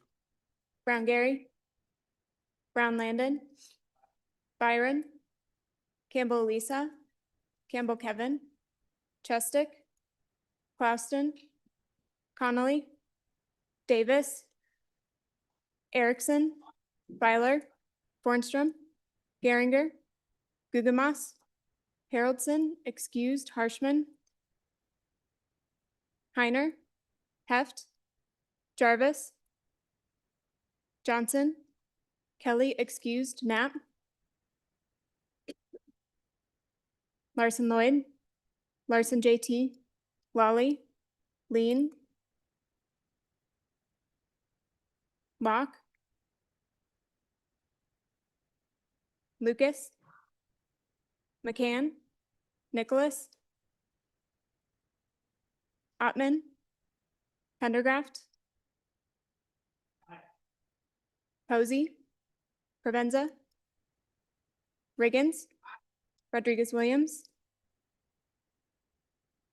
Schmid, Sherwood, Singh, Smith, Storr, Strock, Stivar, Tarver, Thayer, Washit, Wasserberger, Webb, Weber, Wharf, Williams, Winter, Wiley, Yin. Mr. Speaker, are there any changes? Are there any changes? Closing vote. Vote closed. 47 aye, 7 no, 8 excused. By your vote, you have voted to concur with Senate amendments to House Bill 126. Members, we're going to look a little bit disconjoined up here because the last day we've got a lot of things coming over from the Senate, and we're trying to keep the workflow going so we can get these messages down there as quickly as possible to the office downstairs. So we're going to do wait.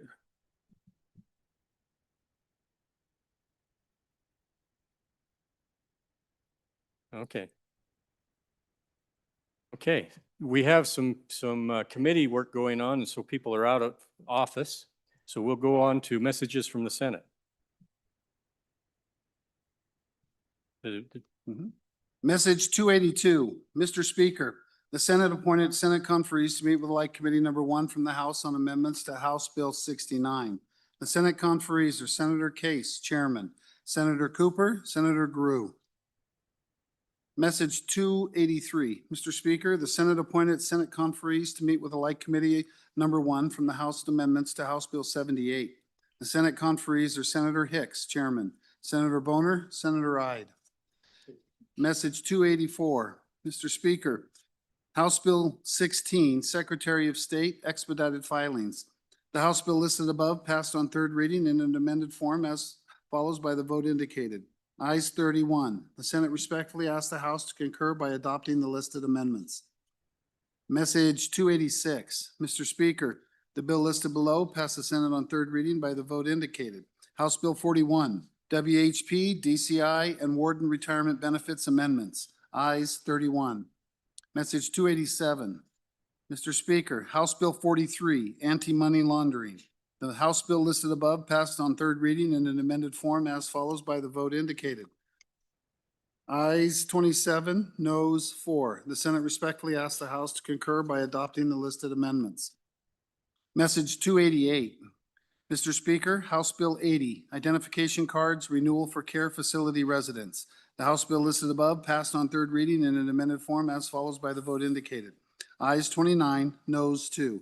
The Senate respectfully asks the House to concur by adopting the listed amendments. Message 290. Mr. Speaker, the bill listed below passed the Senate on third reading by the vote indicated. House Bill 96, Carrying of Concealed Weapons, Age Requirement. Ayes 29, noes 2. Message 291. Mr. Speaker, the bill listed below passed the Senate on third reading by the vote indicated. House Bill 98, Prohibited Red Flag Gun Seizures Act Penalty Amendments. Ayes 31. Message 292. Mr. Speaker, House Bill 102, Protecting Kids from Deep Fakes and Exploitive Images. The House bill listed above passed on third reading in an amended form as follows by the vote indicated. Ayes 31. The Senate respectfully asks the House to concur by adopting the listed amendments. Message 293. Mr. Speaker, House Bill 44, Revisers Bill. The House bill listed above passed on third reading in an amended form as follows by the vote indicated. Ayes 31. The Senate respectfully asks the House to concur by adopting the listed amendments. Message 294. Mr. Speaker, House Bill 92, Sexual Predators Prohibited from Public Office. The House bill listed above passed on third reading in an amended form as follows by the vote indicated. Ayes 18, noes 13. Senate respectfully asks the House to concur by adopting the listed amendments. Message 295. Mr. Speaker, House Bill 120, Energy Product Reclassification and Sovereignty Act. The House bill listed above passed on third reading in an amended form as follows by the vote indicated. Ayes 30, noes 1. The Senate respectfully asks the House to concur by adopting the listed amendments. Message 296. Mr. Speaker, House Bill 145, Removing Triple Taxation for Resident EV Drivers. The House bill listed above passed on third reading in an amended form as follows by the vote indicated. Ayes 18, noes 13. The Senate respectfully asks the House to concur by adopting the listed amendments. Message 297. Mr. Speaker, House Bill 178, Public Unions, Transparency and Dues, Withdrawal Limitations. The House bill listed above passed on third reading in an amended form as follows by the vote indicated. Ayes 21, noes 10. The Senate respectfully asks the House to concur by adopting the listed amendments. Message 298. Mr. Speaker, preceding a failed reconsideration vote, the bill listed below failed to pass the Senate's third reading by the vote indicated. House Bill 83, legislative subpoena penalty. Ayes 15, noes 16. Message 299. Mr. Speaker, the Senate did concur on House amendments to the bill listed below by the vote indicated. Senate File 84, Voluntary Water Conservation Program. Ayes 31. Message 300. Mr. Speaker, the Senate did concur on House amendments to the bill listed below by the vote indicated. Senate File 99, Prescriptive Easements for Electricity Delivery. Ayes 28, noes 3. Message 301. Mr. Speaker, the Senate did concur on House amendments to the bill listed below by the vote indicated. Senate File 101, Second Amendment Protection Act Amendments 3. Ayes 26, noes 5. Message 302. Mr. Speaker, the Senate did concur on House amendments to the bill listed below by the vote indicated. Senate File 121, Wyoming Pharmacy Act Amendments. Ayes 28, noes 3. Sincerely, Ellen Thompson, Senate Chief Clerk. Okay. You would all be impressed with all the paperwork that's piling up here with the Senate finishing all their work. That's all been brought over to this chamber. And these 3 people, 4, 5, 6 people have got a ton of stuff to do that they're trying to do right now. So we're going to move.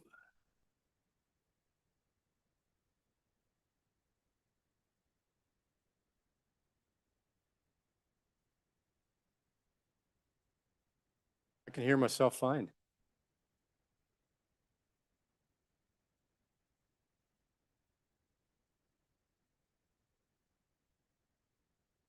You guys checked your hearing lately? We're at that order of business of consideration of joint conference committee reports.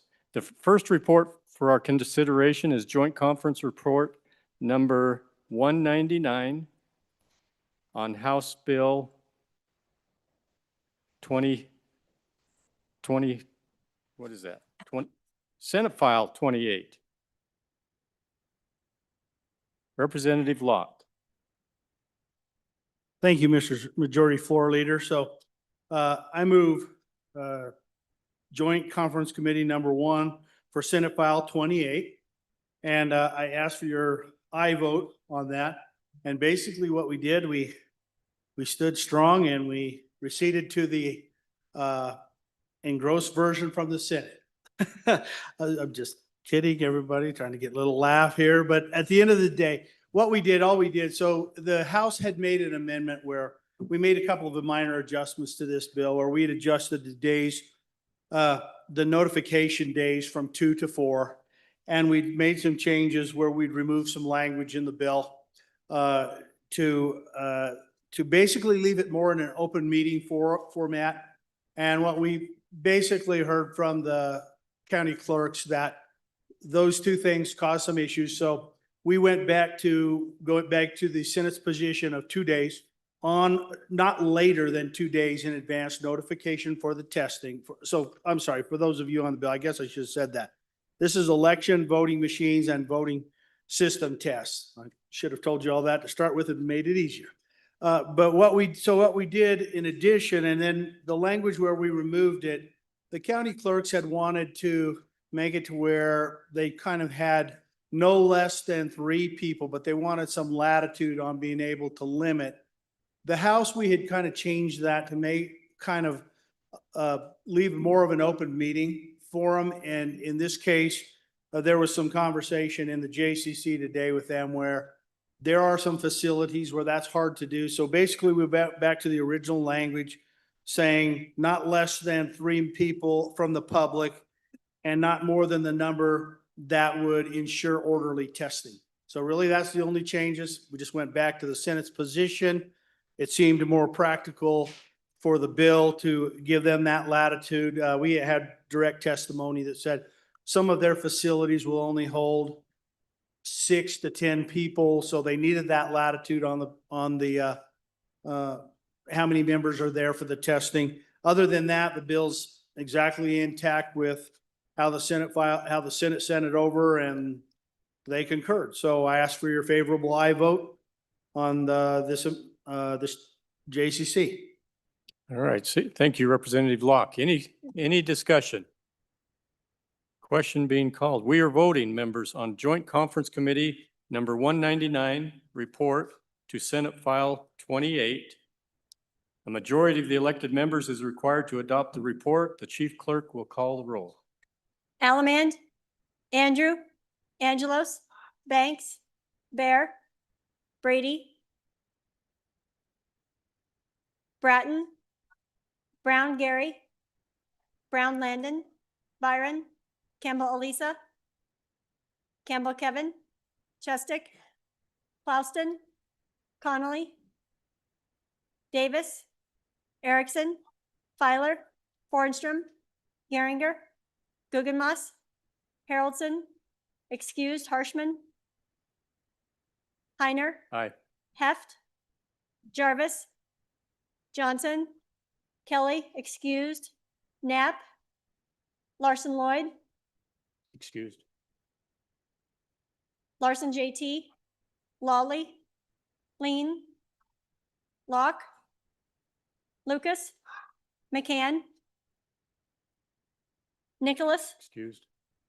Ottman, Pendergraft, Posey, Provenza, Riggins, Rodriguez Williams, Schmid, Sherwood, Singh, Smith, Storer, Strock, Stivar, Excused. Excused. Tarver, Thayer, Washut, Wasserberger, Webb, Weber, Worf, Williams, Winter, Wiley, Yin. Mr. Speaker, are there any changes? Are there any changes? Closing vote. Vote closed. 53 aye, 4 no, 5 excused. By your vote, you have adopted Joint Conference Committee you have adopted Joint Conference Committee number 199 report to Senate File 28.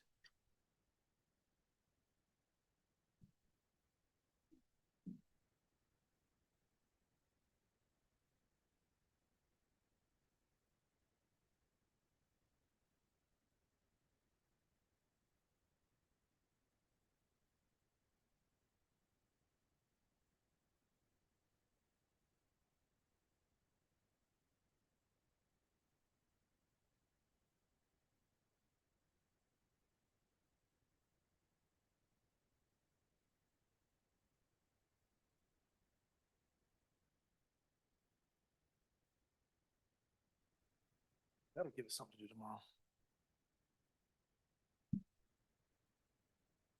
We'll stand at ease briefly here while we kind of get things going.